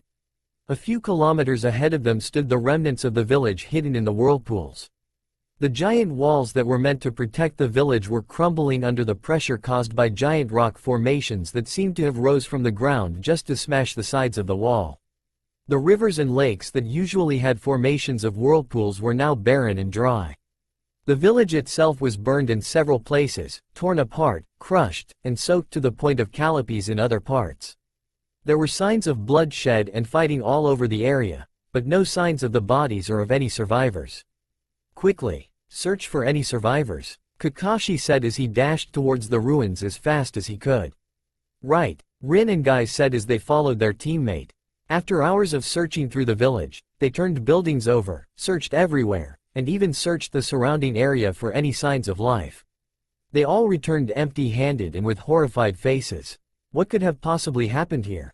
Rin asked. Either a very unlikely series of unfortunate events, or an army of nature manipulation experts, Kakashi said. We should get back to Konoha and inform Lord Hokage immediately. Guy exclaimed. His teammates silently agreed and together the team left back to their own village, all of them trying to erase the image of the ghost village behind them. Kya sat in her seat, a horrified expression on her face. The Hokage noticed her expression. I'm so sorry to have to tell you this. Even worse now that it's been so long, he started. No, it's okay, Kya managed to say before tears came to her eyes. How could the village just be destroyed? How could there be no survivors? It's impossible, she thought to herself. Do you have any ideas as to who might have committed such an atrocity? We thought it could have been Orochimaru at first, but even he doesn't have that much power, the Hokage said. Could it really be one of them? No, it couldn't be. They all died off a long time ago, and even if they didn't, they swore allegiance to the Biju. They couldn't possibly cause such destruction on a large scale unless a Biju or Jinchuriki was endangered, but none was, so it couldn't be one of them, Kya thought to herself. Are you alright? Sarutobi asked. I just need some time to let this sink in, Kya replied. I understand, the Hokage said as he stood up and left. At least you managed to get out in time to have Naruto, my sweet granddaughter, Kya said as she picked up an old picture frame of Minato and Kushina. 3 years later, Konoha hadn't changed a bit, the days were peaceful, the weather was beautiful, but down at the Namikaze estate, a blonde was on his knees, gasping for air. He was exhausted while a woman with long silky red hair stood over him. Naruto's training has become intense as Kya decided to up his training. Every day he wasn't at school, he was at home going through vigorous training. Take a 5-minute break, Kya said as she sat down in front of Naruto. Naruto only replied with sharp gasps for air. Then we'll get back at it. You said you have to make clones in order to pass the test, so we're gonna make clones. We've been at it all day, Naruto started. And the closest you've got to is a pathetic piece of trash, Kya finished for him. Naruto lowered his eyes. I think I might know the problem, Kya said, causing Naruto to look up. I think you have too much chakra, and your control isn't good enough to channel it. So? Naruto asked, not understanding what she meant. Kya sighed. This means you channel way too much chakra into a jutsu that requires only a little amount. If the clone jutsu receives too much chakra you get a dud, like the ones you've been producing all day, but if it receives just the right amount, then, Kya said as she formed a hand sign. A clone appeared right next to her. You receive a perfect copy, her clone finished. So what am I gonna do? Naruto asked out of curiosity. Kya smirked, causing Naruto to sweat drop. She mentioned for him to follow as she turned back to the house. What did I just get myself into, he asked himself. Kya led him into the study where numerous books and scrolls lined the long shelves. A large desk stood in the corner of the room. A small lamp sat on the desk. A glass table stood in the center of the room surrounded by a few chairs. The red walls and carpet were lit by a few lights lining the walls and sitting on the table in the center of the room. A small lamp sat on the desk. Ah, here we are, Kya said as she pulled a scroll and laid it on the table. She unraveled it to reveal instructions for a jutsu. This will help you. Since you cannot create normal clones, you're going to create shadow clones, Kya said. What's the difference? Naruto asked. Regular clones have no bodies, they are just illusions, but shadow clones have real bodies, you can actually touch them. They can interact with the area and help a lot more in fights, Kya explained. I believe that shadow clones will be better for you because they divide your chakra evenly between the clones, meaning that chakra control isn't as important. Let's get started then, Naruto said with a smirk. He began to study the scroll intently, running over the instructions numerous times. Okay, time to try it, Naruto said with a sigh. He readied himself and began to form a single hand sign. Shadow Clone Jutsu, he said as he channeled his chakra into the jutsu. A loud poof sound came as 7 large puffs of smoke appeared out of nowhere. The smoke cleared to reveal a total of 8 Narutos. There you go, 7 exact clones. With this technique, I'm sure you'll pass, Kya said with a smile. Naruto beamed back at her. Now come on, let's go to Ichiraku's. Yeah, Naruto exclaimed. He released the jutsu causing the 7 clones to disappear in another loud poof. The 2 of them left the large estate just as Iruka was walking in. He had an exhausted look on his face. Rough day? Kya asked. Was all Iruka replied with. Come on Iruka-sensei, let's go get some ramen. Naruto said as he began to tug on Iruka's sleeve. Iruka sighed and turned around. Alright, let's go, he said as he seemed to gather energy from nowhere. Mizuki was sitting in his apartment. The walls had a pale gray color.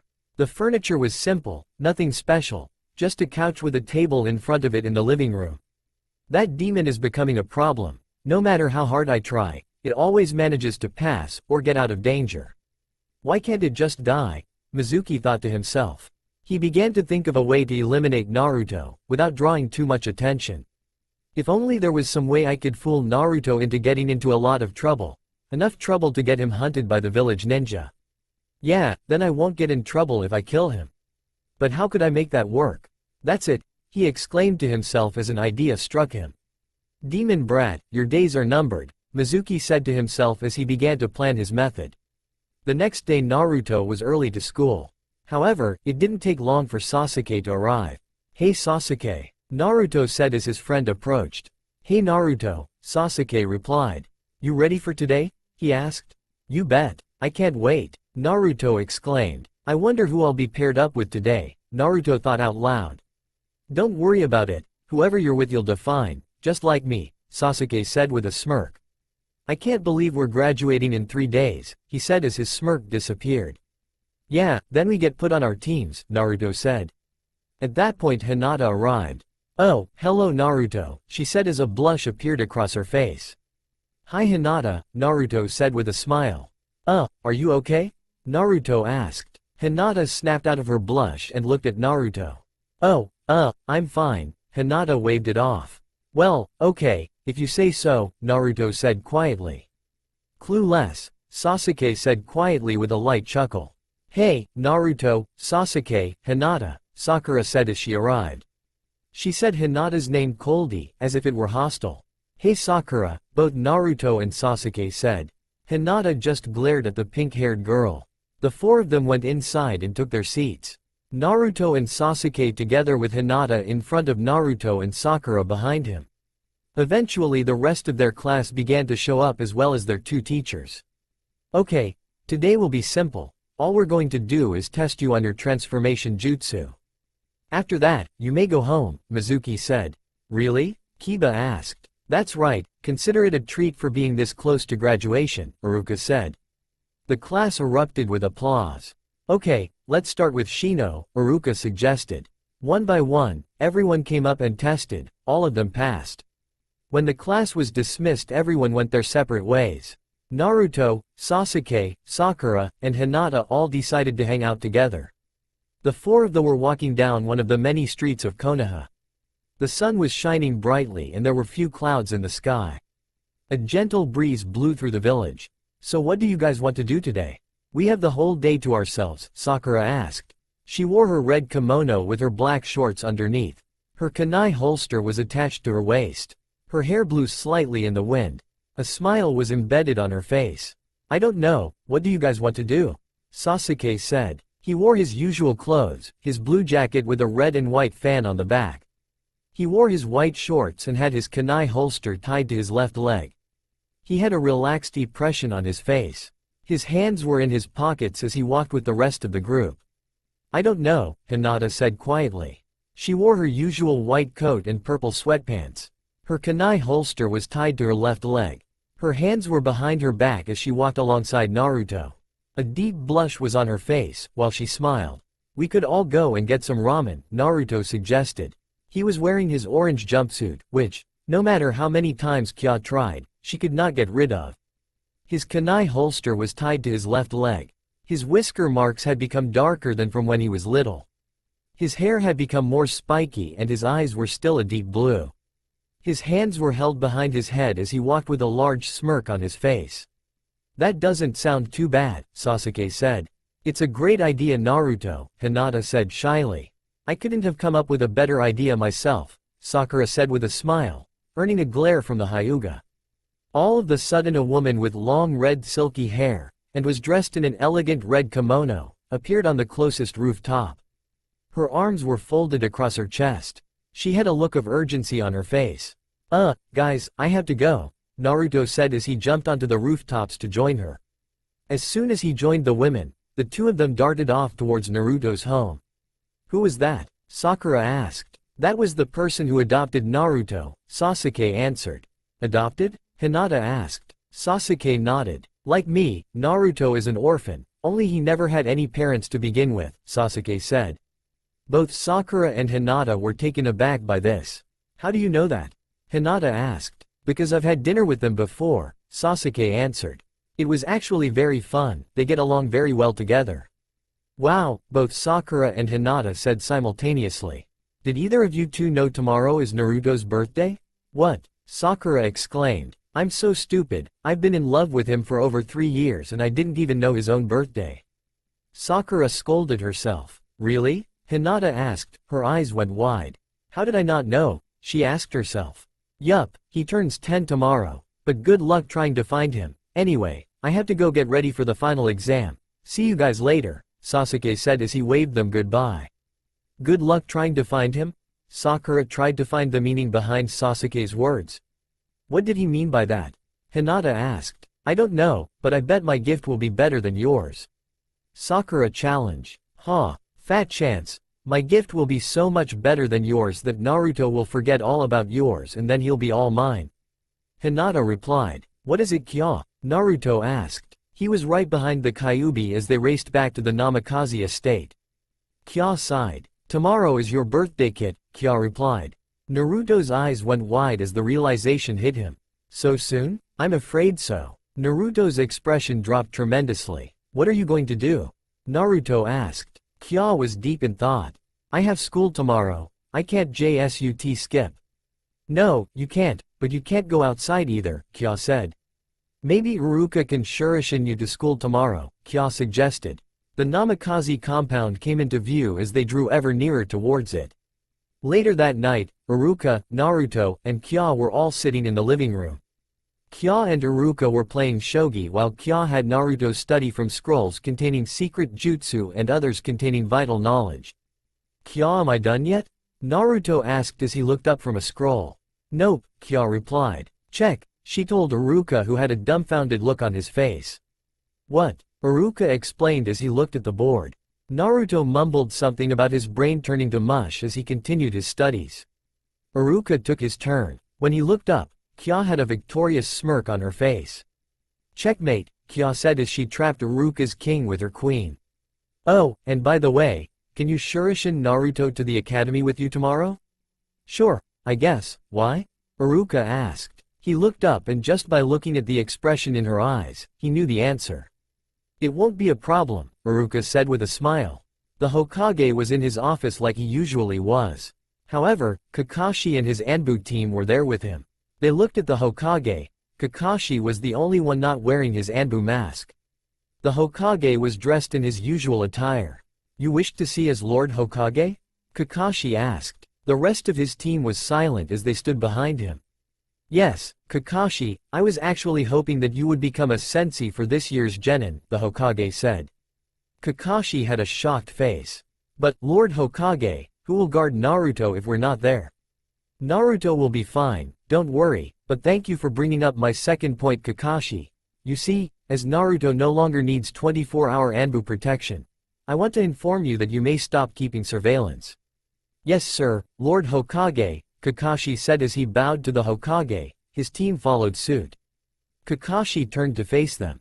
"You guys go get some rest. If you're close to being as tired as I am, then you must be exhausted." His team nodded to him and then they each shined away, leaving Kakashi and Sarutobi. "Kakashi, there's a reason I want you to become a sensei to this year's Genin. The last of the Uchiha will be graduating soon. And you're the only one who can help him with his Sharingan," the Hokage said. Kakashi nodded in understanding. "That's not the only reason, is it?" "No, you are also one of the very few people that the Kyuubi will allow Naruto without watching you at every given moment. And that slim trust was earned by you keeping guard over the boy for close to 5 years now." "So Naruto and Sasuke will be placed on the same team?" "Yes, if both of them graduate, they will be placed on the same team due to their outstanding cooperation." "I see. Well, I guess I accept your offer, Lord Hokage," Kakashi said respectfully. Sarutobi nodded with approval. "Good, now go get some rest." The next morning Mizuki went through his daily routine, except that today was a special day for him. Today is the day that Demon finally dies. Mizuki exclaimed to himself as he finished getting ready for the day. "Now to put my plan into action," he said with a smirk.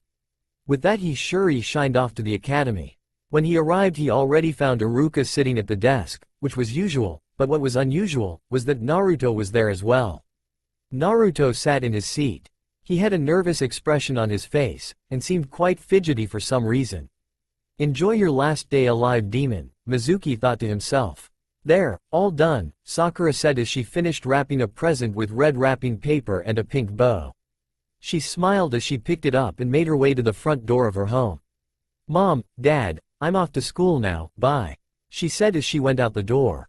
"Let's see whose present is better now, Hinata," Sakura thought to herself. She treated Hinata's name as if it were a joke.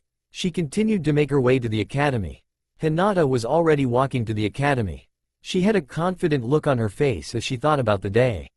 "Sakura, I can guarantee that my present is going to be so much better than yours. You should have given up a long time ago," Hinata thought to herself. Hinata didn't have to walk as far to the academy, and within a few minutes the building was in sight. Naruto sat in his seat quietly as Mizuki appeared. He kept taking nervous glances out the window. Outside he could see people talking amongst themselves, almost as if planning for something. "I don't feel safe here, Kya. What if they come inside and try to hurt me?" Naruto asked the Kyuubi through his thoughts. "Don't worry, they won't, and if they do, then your classmates are going to see what fighting is really like," she replied. "Besides, Iruka is there, you'll be fine." Naruto felt a little more relaxed, but he was still very fidgety. "Calm down, Naruto." The next person to show up was Sasuke, who took his place next to Naruto. "Happy birthday," he said. Naruto nearly jumped. "How did you know?" Naruto whispered. "I read the calendar last time I was over," Sasuke said as if it was nothing. Naruto sighed. "Here," Sasuke said as he handed Naruto a long box. "What's this for?" Naruto asked as he picked up the box. "You've got to be kidding me. You mean you've never gotten a birthday present before?" Sasuke asked in disbelief. Naruto shook his head. Sasuke face-palmed. "Just open it." Naruto opened the box and picked up a shuriken that looked like a windmill. Then he pulled out 2 small sealing scrolls. He gave Sasuke a questioning glance. "It'll help with carrying things," Sasuke said. "Thanks," Naruto said with a genuine smile as he sealed the shuriken into one of the scrolls and put both of them into his weapons pouch. During their conversation, Shikamaru, Shino, Kiba, Choji, and Ino had arrived. By the time class was about to start, the only 2 missing were Hinata and Sakura. "Lord Hokage," an Anbu said as he appeared behind the Hokage. Sarutobi was standing on the rooftop above his office. He was staring off over the village. The Anbu wore a normal uniform with a plain white and red mask on. "Yes?" the Hokage replied. "We cannot find Naruto Uzumaki in the village," he replied, almost with a sense of worry. Rumors of Naruto's secret guardian had spread all throughout the ranks, including her knack for finding out who was responsible for Naruto's harm. "What should we do?" "You don't need to worry, Naruto is at the academy and under watchful eyes. If anything happens, we will know," Sarutobi reassured the captain. He sighed out of relief. "Is there anything else? It seems that the village is forming search parties, and if things go as they do every year, Naruto will have to be kept out of sight." "I thought so, set up a perimeter around the academy. No one gets in without proper clearance." "Yes, Sir Lord Hokage," the Anbu said as he saluted before jumping away. Sakura was almost to the academy. She could see the academy just down the street. On her way she noticed that the villagers seemed riled up for some reason, but she dismissed it, thinking it was unimportant. "I hope Naruto likes his present," Sakura thought to herself with a blush. She cradled the package in her arms as if it were gold. Instantly an Anbu ninja appeared, completely startling the pink-haired girl. "What are you doing here?" the Anbu said in a feminine voice. The Anbu had long purple hair, but all else was hidden by her mask and uniform. "I won't ask again, now answer me." I was just on my way to the academy," Sakura said with a hint of fear in her voice. The Anbu remained stationary. "Why?" was all she replied with.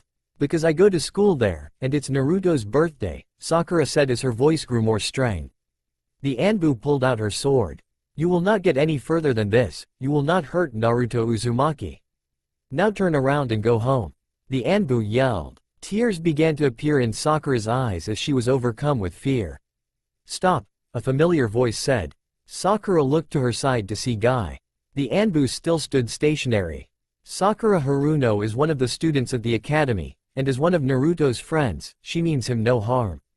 "Trust me on this," Guy said. The Anbu put her sword away. "You'd best be right, or else we'll all pay," she said, then she jumped away. "Well, Sakura, we best be going. You don't want to be late," Guy said with a smirk. "Yes, Guy-sensei," Sakura said as they began walking down the street. "Guy-sensei?" "Yes? What is it with today? Why is the village in an uproar? Why are all the ninja on edge? Why is Naruto so important? And why is it always on this day?" Sakura asked. "Well, to put it all simply, it's because it's Naruto's birthday, which just so happens to be on the same day the Kyuubi attacked the village." "What does that have to do with Naruto?" "That's not my place to say," Guy said. "Well, here we are, now get to class, you don't want to keep the power of youth waiting," and with that, Guy was gone. That was weird, Guy-sensei seemed a little uneasy. "But why is everyone so jumpy today?" Sakura thought to herself. Then the encounter with the Anbu came back to her. Why would I hurt Naruto? By the time Sakura arrived, she was just barely on time. Hinata was sitting in her usual seat in front of Naruto with a smirk on her face. "Now that you're here, I can give Naruto his present," Hinata thought to herself.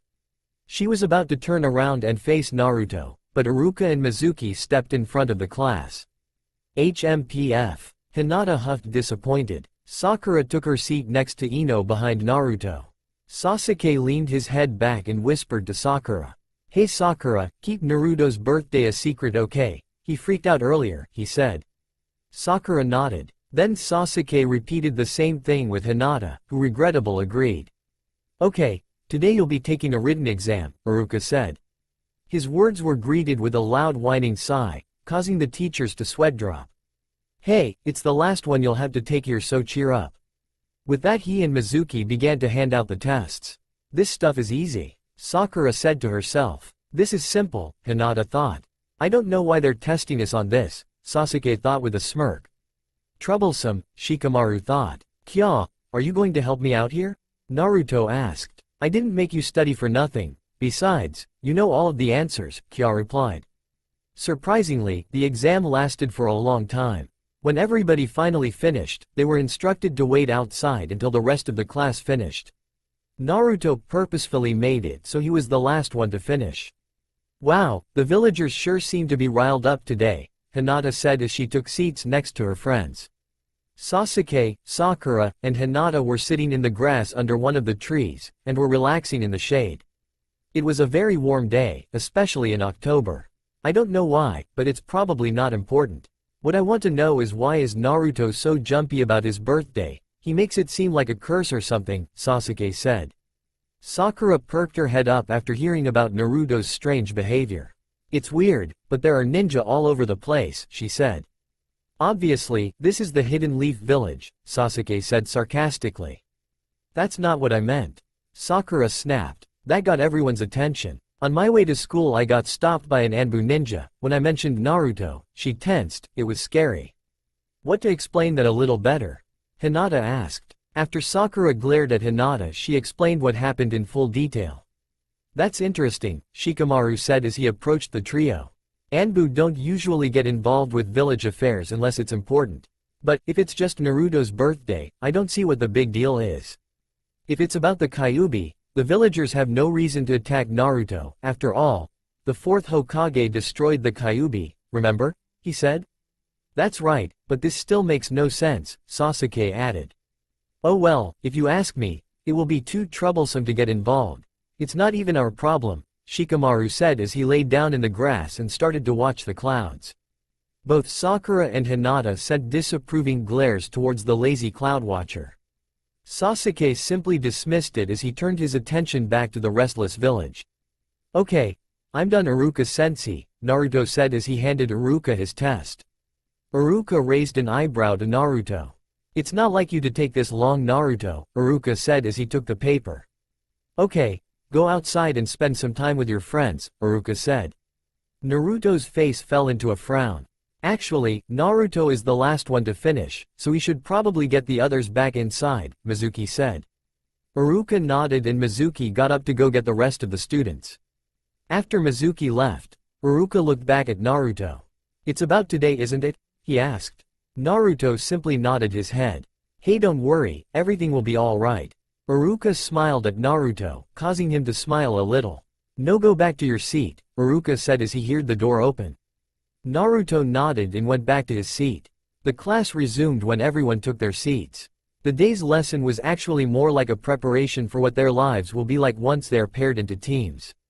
They were told that each of the Jonin that will be placed as a sensei will put their team through a test to see if they are worthy to become genin or to be sent back to the academy. After that, the class was dismissed and everyone began to file out of the academy. This is my chance, Hinata said to herself as she began to look for Naruto. However, he was nowhere to be seen. Not too far away, Sakura seemed to be facing the exact same problem. It seemed as if Naruto had disappeared.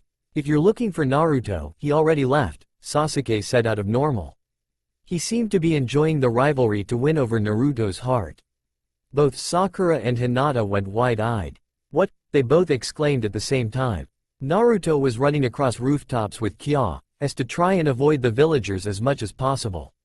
Naruto knew a little too well what would happen if he got cornered. Thanks, Kya, Naruto said quietly.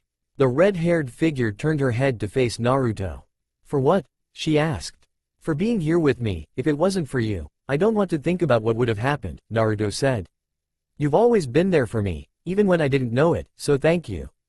Kya smiled at the boy before turning her head back to their path. Don't even think about it, kid, was all she replied with. Below them, shouts could be heard. Some such as, demon, or phrases such as, there's the demon brat. Such talk made Kya squint her eyes and exhale out of disgust. It wasn't too long before the two of them returned to the Namikaze compound, after losing the villagers. Kya quickly made clones of herself and sent them to several points of the compound to guard against unwelcome visitors like she did every year. Once they were inside, Kya stopped. Naruto, I have another technique to teach you, she said. At her words, Naruto's face pulled a 180. Really? He exclaimed out of joy. Kya nodded. She walked over to the desk she used for her own studies.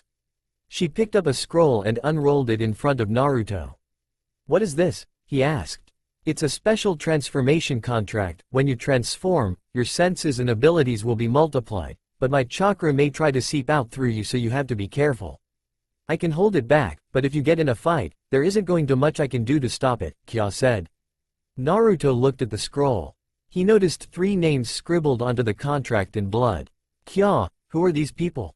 Naruto asked. This one is your mother, Kushina Uzumaki. As for the other ones, I don't know, Kya said. Where do I sign? Right here, but you need to sign your name in your blood, or else it won't work, Kya said. Naruto nodded and pulled out a standard kunai knife. He gently cut his finger and signed his name before the cut quickly healed itself. Now what? He asked. Kya guided him through the hand signs and how to preform the jutsu. Okay. Here it goes, Spiritual Transformation Jutsu. Naruto said as he finished his hand signs. A puff of smoke covered Naruto. When it disappeared, all that remained was a young fox with golden fur. It stood only a foot off the ground, and had its fluffy tail raised in the air. Kya couldn't help but giggle. You really are a kid, aren't you? Kya said as she picked Naruto up. She began to pet him behind the ears. I'm a fox. No way. Naruto exclaimed. I have a tail. Naruto jumped out of Kya's grasp and began to chase his tail around. Kya laughed at his silly actions. In order to change back, all you have to do is end the jutsu, Kya said. The small fox nodded its head and in an instant turned into a puff of smoke, revealing Naruto. It's almost dark, time to step things up to stage 2, Mizuki thought to himself. He was standing outside, not far from the Hokage tower. He created a clone and sent it to the Hokage's office. Once it was close, it transformed into Naruto. It began rummaging through the Hokage's scrolls and files, but he couldn't find what he was looking for. Drat. Oh well, I can always just take a different approach, Mizuki said to himself as he ended the jutsu. He then began to make his way to the Namikaze compounded where Naruto was rumored to be staying. Carefully, he avoided the guards that were stationed at strategic positions. That must be Kya, Naruto's mysterious guardian, Mizuki thought to himself. After a few moments, he slipped past all of the guards. The sun had long since went down, and Mizuki was sneaking around the compound. Mizuki? What are you doing here? Iruka asked as he made his presence known. I've come to do what should have been done a long time ago. I'm going to kill the demon. Are you insane? Iruka asked as he readied himself for battle. Do you honestly think I'll let you do that? You're betraying the whole village. I don't care, the demon has to be killed or else this whole village will suffer. Mizuki threw several shuriken at Iruka who dodged them. Iruka responded by blocking the shuriken with his kunai knife. I don't want to have to do this, Mizuki, Iruka said. Naruto was practicing his new transformation technique in his room. Kya had long since sent him to bed, but that didn't stop him from trying to train. Suddenly, the smell of blood and sweat filled his nostrils. What's that? He asked himself. He transformed back into his normal self. Naruto quietly made his way outside to see what was going on. He knew if Kya caught him outside, tonight out of all nights, he would never hear the end of it. He was more cautious than he usually was. As soon as he was outside, he didn't even get a chance to look around. A giant shuriken windmill was heading straight for him. Naruto closed his eyes waiting for the inevitable, but he was shocked when he never felt the weapon make contact with him. He opened his eyes to see Iruka hunched over him, sheltering him from the shuriken that was now lodged into his back. Are you okay, Naruto? Iruka asked before falling over onto his side from the pain. Anger and guilt suddenly flooded through Naruto as tears began to stream down his cheeks. Iruka-sensei, Naruto barely managed to say out of shock. He looked up to see Mizuki simply spit to the side and smirked at the blonde boy in front of him. What a waste, I don't know why he would protect something as pathetic as you, Mizuki said. Do you know why everyone wants to kill you? It's because you're responsible for the deaths of thousands of ninja and villagers in this village. I'm going to do everyone a favor and end your worthless existence right here and now. Mizuki said as he pulled out a kunai knife and threw it at Naruto. Again, Iruka blocked the knife from hitting Naruto, only this time the knife was embedded into Iruka's torso. I won't let you kill Naruto, Mizuki. Iruka said. Blood was flowing out of Iruka's mouth. Naruto couldn't take it anymore. His rage got the best of him. Before Mizuki could make another move, Naruto got in front of Iruka. "If you ever hurt my sensei again, I'll kill you," Naruto said with a growl. Mizuki laughed. "What are you going to do to stop me?" Mizuki asked. "Shadow clone jutsu," Naruto said as he gathered a large amount of chakra. A deafening popping noise was emitted as smoke covered the entire area. When the smoke cleared, there was almost 1,000 Naruto clones surrounding Mizuki. "What the? How did you?" Mizuki stuttered. Iruka could only stare in amazement. "You couldn't even make a single clone. How could you do all of this?" "Because, I've been trained by the Kyuubi herself to protect those I care about from people like you," Naruto said with a low growl. Mizuki's eyes widened in terror. "Trained by the Kyuubi? Then, Mizuki started. "The Kyuubi is free." Mizuki fell back into his fighting stance. "1, or 1,000, you're still no match for me. Think again." Naruto's clones all said at the same time as they all charged at Mizuki. Mizuki tried to defend himself from the barrage of punches and kicks, but eventually he fell.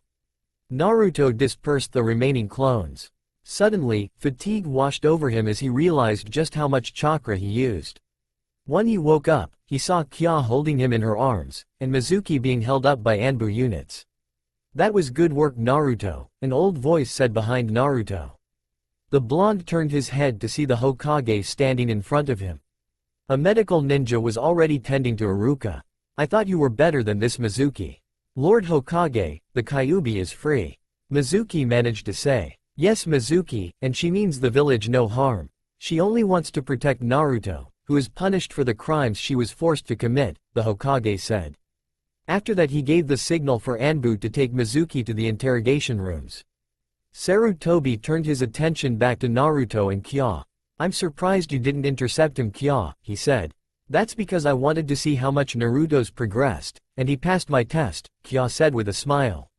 She turned her head down to Naruto. "Nice try trying to sneak out, but my senses are much tougher to fool than that. Besides, I knew where Mizuki was the whole time," she said as she ruffled his hair. "Well, Naruto, I think I can safely say you passed the ninja exam, even though you're a day early," Iruka said with a smile as he got back up on his feet. Naruto beamed at his sensei. Iruka took a headband from a ceiling scroll in his pocket and handed it to Naruto. "This is for you," he said as Naruto took the metal slab with the leaf insignia on it. The headband was wrapped in a dark blue cloth. "Now off to bed, kid, and if you practice that jutsu anymore tonight then I'm going to have to put you to sleep myself," Kya said as she began to carry Naruto back inside. The next day Naruto was proudly wearing his leaf headband on his way to school. He got strange looks from the villagers he passed, some of them were shocked, others disgusted. "I can't wait to see the looks on everyone's faces when they see the headband," Naruto said to himself with a grin. Naruto was running through the streets on his way to his last day of school. A large grin apparent on his face. The leaf headband was firmly wrapped around his forehead. "Wow, what a great day," Naruto said to himself. He looked around, a few villagers were out, but most were busy with their stores or homes. May as well get a little bit of training done. Naruto formed several hand signs and built up his chakra. "Spiritual transformation jutsu," he said as he disappeared in a puff of smoke. In his place was small fox with gold-colored fur and a white underbelly. He had a fluffy tail that was white at the tip. His ears were pointy and also white at the tips. From his paws to halfway up his legs were black. Altogether, he stood close to a foot off of the ground. "Hey you, get out of here, ya little pest," a villager shouted as he began to swat at Naruto with his broom. Naruto easy dodged the broom and began running down the street. Running like this feels so much different, Naruto thought. He running almost twice as fast as he usually did due to being in his fox form. He was getting disgusted looks from the villagers now. The academy was well in sight now. "This is going to be so cool," he thought to himself as he quietly sneaked inside through the open window.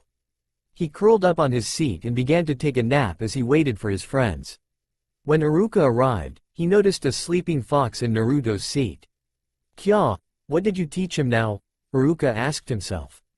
He walked over to the sleeping fox and patted it softly on the head. The fox awoke with a start. "Class is going to start soon, Naruto," Iruka said. Naruto nodded his fox head and went back to sleep. Iruka went over to his desk and arranged the papers sitting there. Next to arrive was Sasuke, who didn't even notice the sleeping fox, or at least didn't show it as he took his seat. Then Kiba came in with Akamaru on his shoulder. Upon entry, Akamaru began growling. "Akamaru? What is it, boy?" Kiba asked the little puppy. Akamaru let out a little bark and Kiba looked up to see a sleeping fox. "Oh, forget about it, Akamaru, it's just a fox," Kiba said as he took his seat. Gradually the entire class began to file in, and Akamaru continued to growl at the sleeping fox who just ignored it. Sakura walked in with her best friend Ino and took her seat. "Hey, where's Naruto?" Sakura asked as she began to look around for him. Her eyes widened as they beheld the tiny sleeping fox curled up where Naruto usually sat. Naruto only had a split second to react as Sakura's arm wrapped about his furry body and held him in a tight embrace.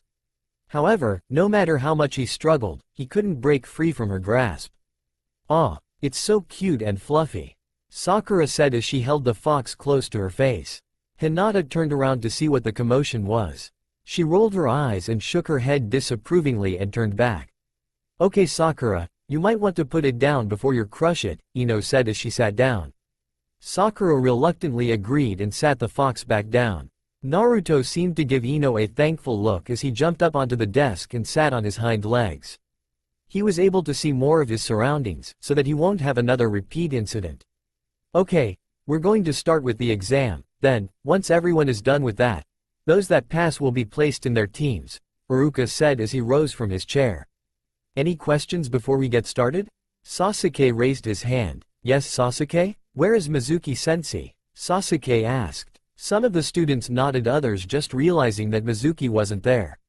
"I'm afraid to say the Mizuki was unable to join us today," Iruka said solemnly. "What a drag," Shikamaru complained. "He probably just didn't want to waste his time." "We'll do this alphabetically. Shino, you're first," Iruka said as he turned to enter the back room used for testing with Shino close behind. Naruto saw this as his exit and made his way towards the window.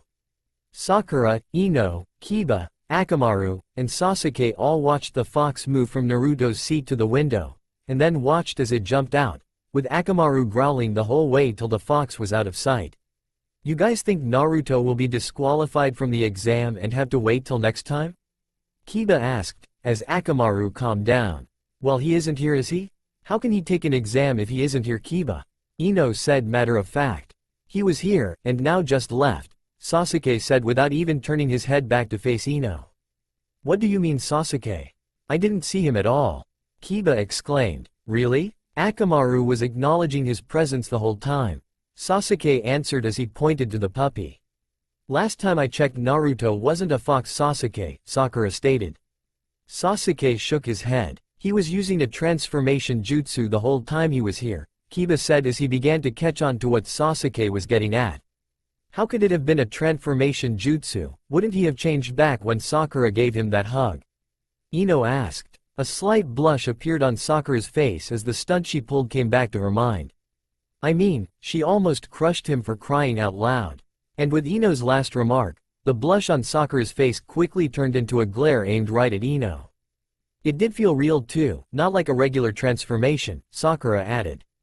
"That's what's got me thinking about it. It isn't a regular jutsu. Naruto would have turned into a real living fox," Sasuke said. Their conversation eventually moved from inside to outside as one by one they all took the exam and went outside with their new headbands. "That's much better, a nice good nap without interruptions," Naruto thought to himself as he stretched on a high tree branch at the academy. He saw his friends all group at their usual spot under the tree below him. He used his fox ears to hear what they were saying. "They're talking about me?" Naruto said to himself. He dispelled his jutsu with a puff of smoke and jumped down to see his friends. Everyone except Kiba and Sasuke jumped up in shock as Naruto jumped down from the tree branch. "Naruto, what are you doing out here?" Ino shouted. "You'd better get inside and take the exam," Shikamaru suggested.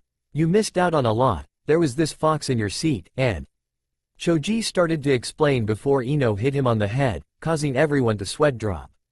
"I don't think that matters right now, you big dummy," Ino scolded. "So when did you pass?" Sasuke asked as Naruto sat down next to his friends. Last night, why? Naruto responded. Because you weren't here earlier, Sakura said. Everyone took the exams, and now the teachers are going over the statistics to break us up into teams. But what about that weird jutsu you used earlier, Naruto? Shikamaru asked. I don't know what you're talking about, Naruto answered flatly. I just got here, he lied. Most of his friends took the bait, except for Sasuke, who knew Naruto better than that. As a group they all went inside to get their team numbers and the name of their individual Jonin instructors when the teachers came to get them. They all went to their usual spots and waited to be called. Okay, Team 1 will consist of. Iruka started as he began to call students 3 at a time to get their teams organized. Naruto leaned back as he patiently waited. Sasuke had his usual calm attitude. But Sakura seemed to be on edge. I hope I'm on Naruto's team, she inwardly hoped. 2 rows ahead of her, Hinata seemed to be in a similar fit of anxiety. I better be on Naruto's team, or at least Sakura better not be on his team. Okami, please put me on his team. Hinata prayed. At least a few days' worth of traveling away from Konoha stood Kya. Rather than running, she shuri shined to the spot. She looked over what remained of the village hidden in the whirlpools. Kya had visited almost 3 years ago when she first heard about the fate of her home village, but this time she was here for something different. She began to walk down the empty streets. Eventually she came to the center of the village where 2 figures were waiting for her. One of the figures was a girl with short blue hair. She wore a blue and black cloak. Her pale skin gave her calm face away from under her hood. The other figure had spiky red hair and wore samurai armor. His arms were folded across his chest. He had a look of seriousness on his face. Thank you for coming, Kya said to the 2 figures, as she bowed to them. You don't know how much it means to me. Kyuubi, drop the formality, we work as one, remember? The woman said. It is our responsibility as Biju to keep balance, and something strange indeed did happen here, the man said. Very well then, Nibi, Yanbi, what do you think happened here? The Kyuubi asked. Next is Shikamaru Nara, Ino Yamanaka, and Choji Akamichi under Asuma Sarutobi for Team 6, Iruka said. Up front, a man with the Leafs Jonin vest, shinobi pants, and a cigarette in his mouth raised his hand, signaling who he was. On his waist was a cloth with the insignia of the Leafs daimyo. He had a small beard growing on his chin and a look of confidence on his face. Next is Naruto Uzumaki. Iruka started causing Naruto to finally start paying attention. Sakura Haruno, Iruka continued. Sakura smiled broadly while Hinata inwardly cursed. And Sasuke Uchiha. Sasuke didn't move at all. Under Kakashi Hitaki, Iruka said. None of the Jonin had signaled themselves out like before. After 2 more teams were called out, and their prospective Jonin instructors identified. Iruka called out the last team. Finally, we have Kiba Inuzuka, Hinata Hyuga, and Shino Aburame, under Kurenai Yuhi for Team 10, Iruka said as Kurenai stepped forward. She wore a white kimono that had black stripes running side to side. The right arm on her kimono was covered with red cloth.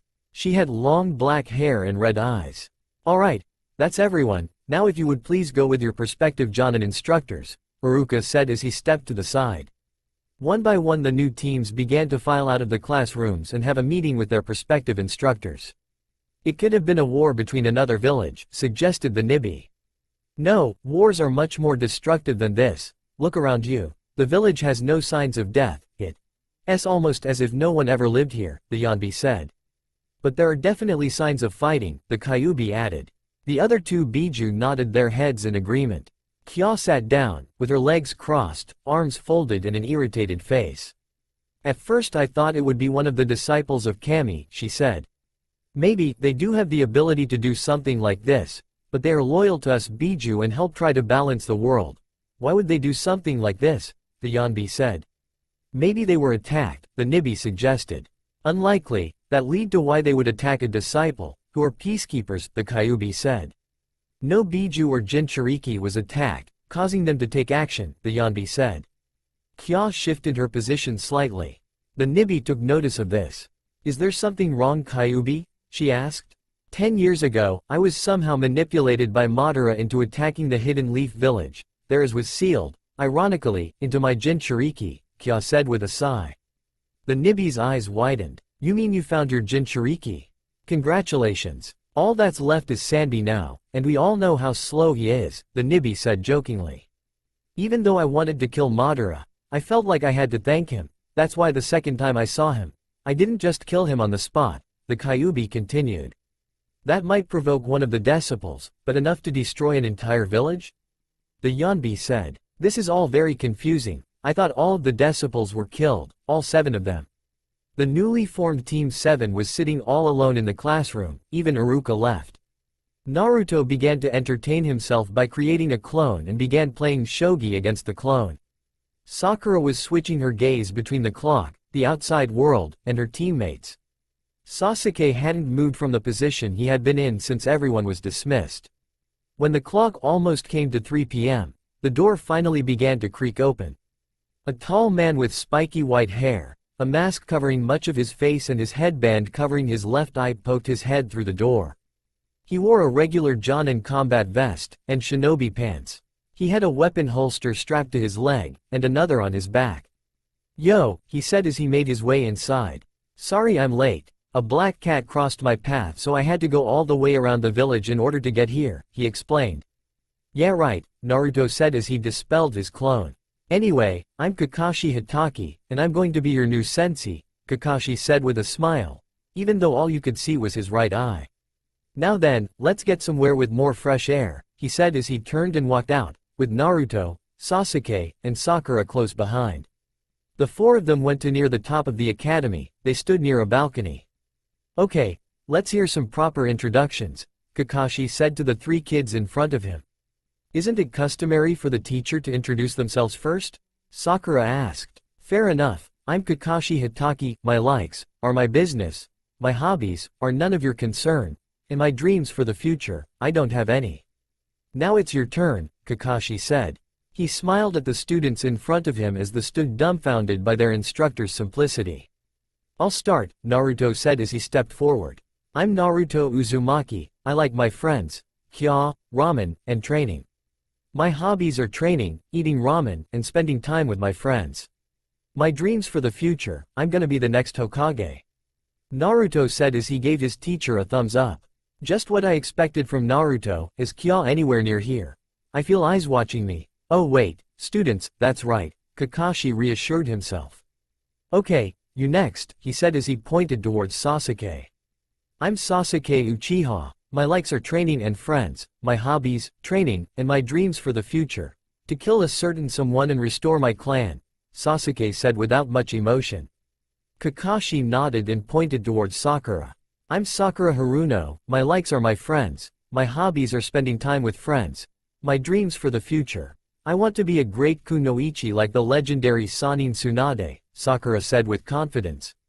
"Okay, now that that's out of the way, meet at Training Ground 7 at 10 a.m. sharp tomorrow. Oh, and don't eat any breakfast, you'll just end up puking it back up," Kakashi said. "Till then, bye," he said as he disappeared in a puff of smoke. "Well, see you guys, I'm gonna head home," Naruto said as he jumped off the balcony and began racing across rooftops to his home. Kya immediately jolted on the spot. The other 2 took notice of her actions. "Is everything okay, Kyuubi?" Yonbi asked. "Yeah, it's just Naruto," Kya answered. "Your Jinchuriki?" Nibi asked. Kya nodded. "Well, you'd best go then, don't worry, we'll get to the bottom of this, say hi to him for me," Nibi said with a wave.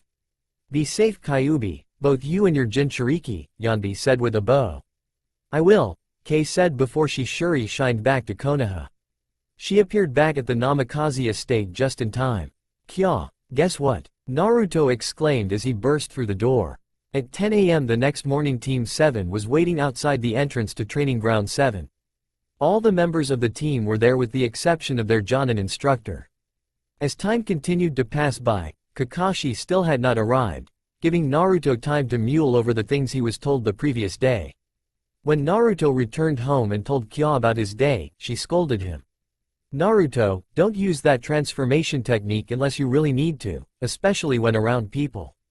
It's dangerous. If my chakra was to leak through to you, you may have lost control and turned into a tailed fox."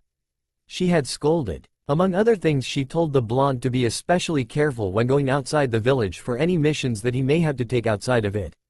When Naruto mentioned Kakashi's recommendation not to eat breakfast in the morning, she laughed and told him to ignore his words. So, the three students of Team 7 waited patiently for their sensei, but Naruto continued to grow tired of waiting, and since Kya forbade him from transforming into a fox around people, he couldn't train to hone his fox senses. Sakura began amusing herself by reading a small book she pulled from her weapons pouch. Sasuke merely barred with the boredom, sticking his hands in his pockets, and leaning up against the fence. After what felt like ages, they finally saw Kakashi casually make his way over to them. "Excellent, you're all here, shall we get started?" he asked in a monotone voice, his emotions cloaked by his covered face. "Kakashi-sensei, I don't mean to be rude, but what made you so late?" Sakura asked. "Oh, well, you see, I took this long detour on the road here and it took me down the path of life and," Kakashi started. Yeah, whatever," Sasuke cut him off. "Let's just get started already." "Very well then, follow me," Kakashi said, leading them into the training ground. He stopped in the center where three human-sized posts rested. Surrounding the small clear area was a forest, with a steady stream winding its way through. Birds flew from their trees as the four strangers approached.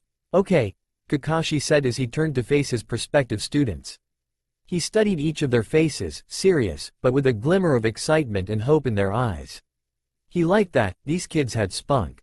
He reached into his weapons pouch and pulled out two bells. The bells, simple, held by a red string, gave a soft jingle as the moved. "This is your objective. If you can take these bells from me, then you pass and officially become genin. If not, then you go back to the academy and get to try again next time."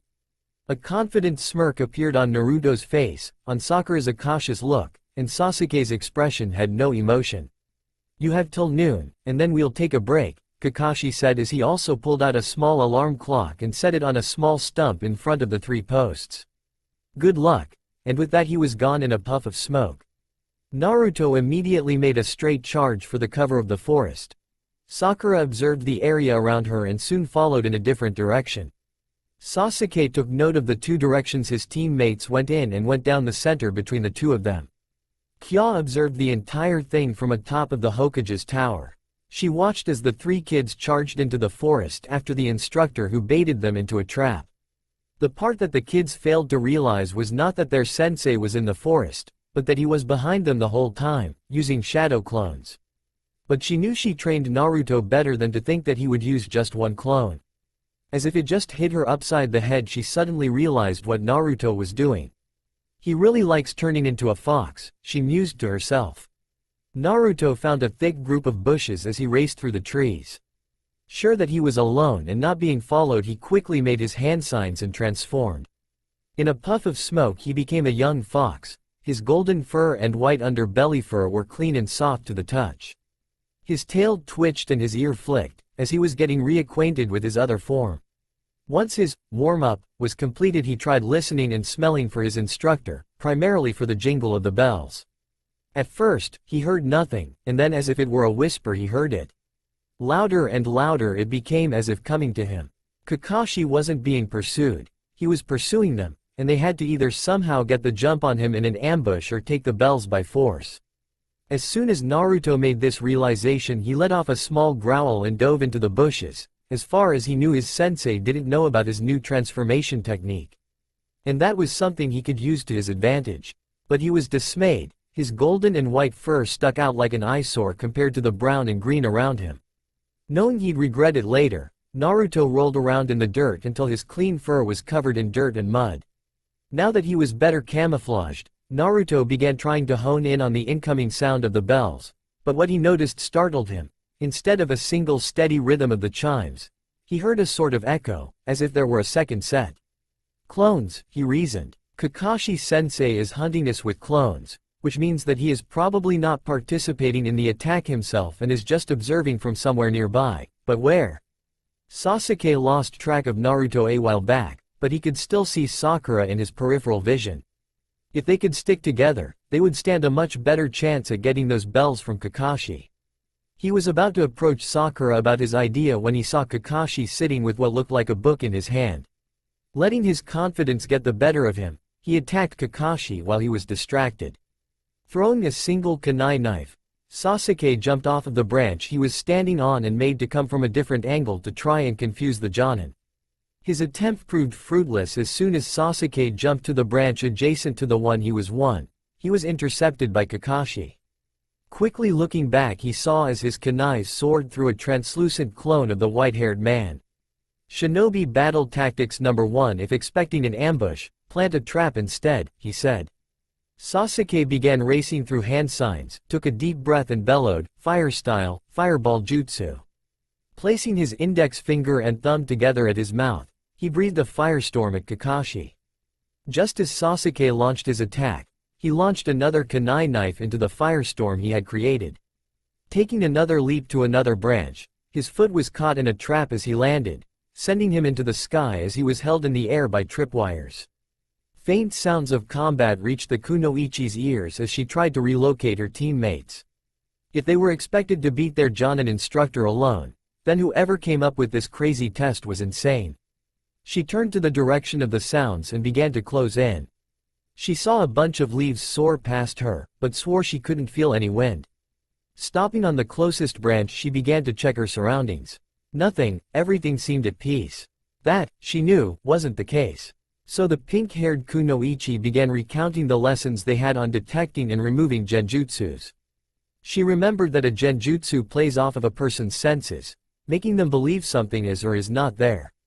She also remembered that they could be dispelled either by causing yourself pain, or by disrupting the flow of chakra going through your body. A simple jolt could do it. So Sakura simply put her hands into a hand sign and prepared a small flux in her chakra system. "Release," she said as she released her chakra. She suddenly felt better as she could feel the wind brushing against her. When she opened her eyes, she wished she hadn't.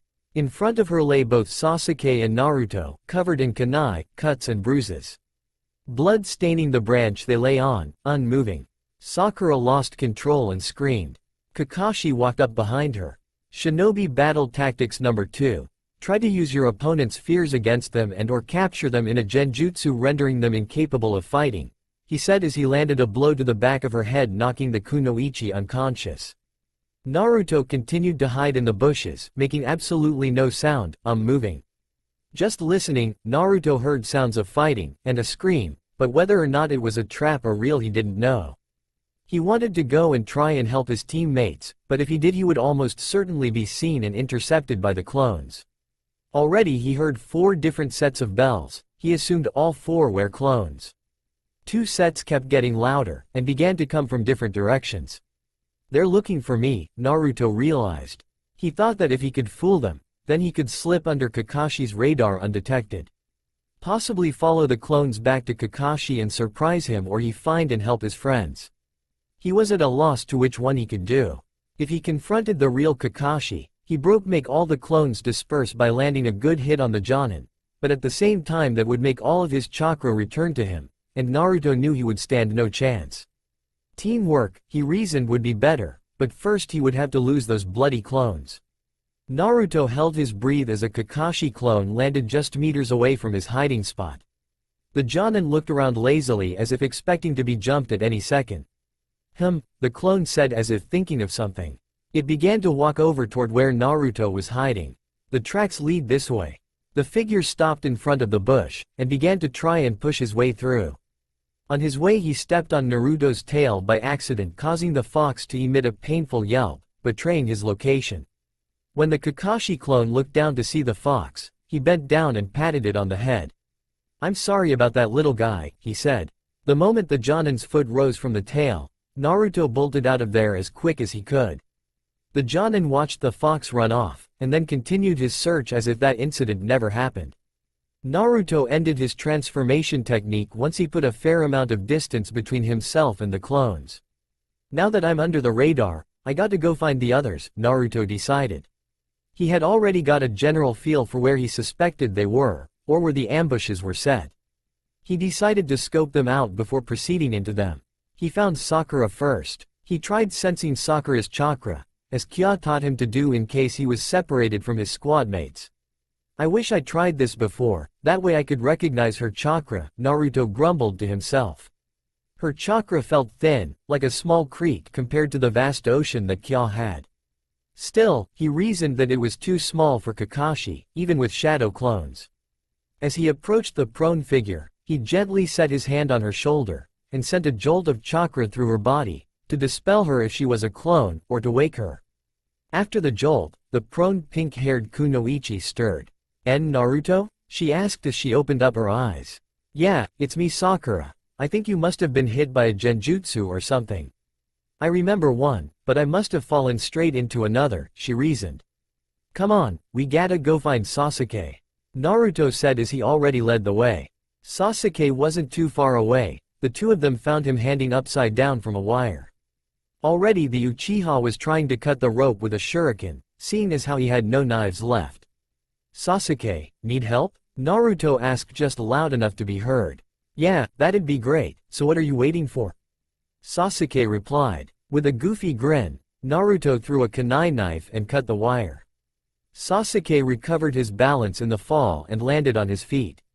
What's the plan? We'll just get slaughtered if we work by ourselves. Well, what I noticed was that Kakashi-sensei used clones to try and pick all of us off, but I managed to avoid mine and came to find you guys, Naruto spoke as he led them out of the forest to the stream. Then how do we know you're not Kakashi-sensei trying to lead us into a trap? Sasuke asked. The three of them came to an abrupt halt. Ask me something only I would know then? Naruto replied. Sasuke thought about it for a moment. Inside the Namikaze compound, which room do I use? Sasuke asked. The room on the east wing at the end of the hall on the right, Naruto answered. Works for me, Sasuke answered. What about you Sakura? Where do we usually hang out as a group when we're not in class? Under the large oak tree at the academy, Sakura answered. Sasuke nodded his head. Now it's your turn. What book do I always read when I finish my work in class? That gaudy romance book with the red cover? Sasuke answered. Hey, it's not gaudy. But yes, Sakura answered. I think we need a code word that only the three of us will understand to prove who we are. How about foxhole? Naruto suggested. The other two group members nodded in approval and continued their escape. As the three arrived at the stream, they began cleaning the dirt and sweat off of them, and also to try and erase their scent. Okay, so what's the plan? Sasuke asked. Well, when I made a break for the forest, I decided to try and loop around in case I was being followed. I waited and listened for the sounds of the bells. I heard them, but I heard different sets from different directions at the same time, so he must have been using clones. Most likely shadow clones because they are solid, Naruto began. Which means the real Kakashi-sensei probably wasn't there at all, Sakura said as she began catching on. Which means he probably wasn't in the forest at all, Sasuke added. So what do we do now? Well, what happened when you encountered the clones? Naruto asked. The group discussed what happened when they were confronted and how they were defeated. Okay, so basically one-on-one matches are a big no, and it is easy for him to counter any one of us at any time, Sakura examined. So we have to hit him hard all at the same time, with a different fighting style. I'll take taijutsu. Sasuke you take ninjutsu, and Sakura you take genjutsu, agreed? The two teammates agreed to the plan. So where do we find him? Sasuke asked. I have an idea, Naruto said with a smirk. Kakashi sat on the stump in the middle of the field next to the three posts. Almost noon, he mused to himself.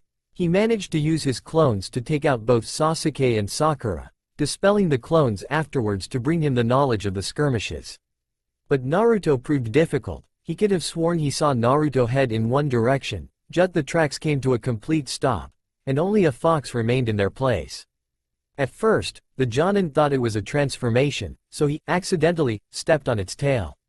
The fox proved real though, it did not turn into Naruto, which meant that he was still out there, but it bothered him.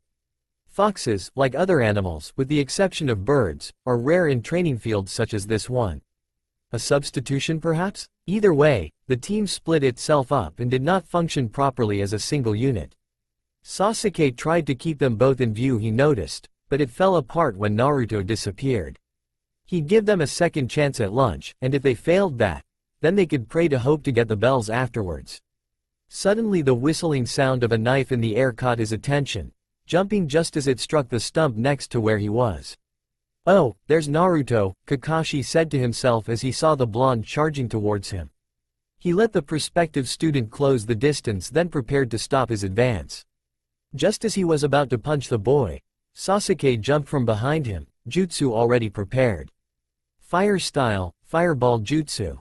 The Uchiha shouted. A fireball spewed from the boy's mouth and raced towards the Jonin. Kakashi quickly leapt above the fireball, only to get brushed by a sudden gust of leaves. He quickly dispelled the genjutsu he knew they tried to place on him, only to meet Naruto's hand inches from the bells. With a swift kick, Naruto hit the ground hard, Sasuke just right behind Kakashi as soon as he hit Naruto. A diversion, he suddenly realized. A swift elbow to the face knocked Sasuke back. A kunai knife suddenly zipped by and cut the string with the bells. The two silver spheres began to fall towards the ground. Naruto was already set ready to get them, but Kakashi landed on the ground and ran through hand signs faster than Naruto had ever seen. Earth style, sand trap jutsu, he said. The ground under Naruto turned into slick sand, causing the blonde to sink waist deep. Kakashi caught the bells just before they hit the ground. Sakura was already next to Naruto, helping him out of the sand while Sasuke charged with shuriken in his hands. Suddenly appearing behind Sasuke, Kakashi grabbed the boy and threw him at his teammates. He's way too fast, Sasuke thought to himself. The three students crashed and landed in a heap a few feet away. Okay, what's plan B? Sasuke asked as they rose to their feet. The sound of the alarm clock going off cut off all thoughts and speech. Well, I guess that's it, Kakashi said. He sat down on the stumps and looked at the three prospective students. To be honest, you three are like no other group I've tested before. Naruto swallowed the lump in his throat and dared to ask. Is that a good thing? Well, depends on how you look at it. On one end, you failed to see the true test at the beginning of the exercise, but now here at the end you've managed to try your best at it, Kakashi said. Sakura was about to pose a question, but the Jonin beat her to it. The purpose of the exam was to get you three to work as a team rather than individually. At first you all just took off, but as the exam progressed, you worked together as a team. You're the first group to ever get this far in the first part of this exam. That's what sets you apart from every other group. They all tried to work individually, ultimately failing. Then I would have offered lunch to two of the members, leaving the third to starve. Afterwards they would try again, but always fail because the third member would be unable to give it their all, Kakashi explained. So, I guess to put it simply, you passed with flying colors. Really? Naruto shouted excitedly. Sasuke gave a victorious smirk while Sakura smiled a happy smile. Yup, as of now, you three are officially Genin, and Team 7 starts missions tomorrow. But as for right now, how about I treat you three to lunch? Kakashi suggested. His new students eagerly accepted. That's all for now. If you want to see next part, then please like this video and subscribe my channel. Thank you.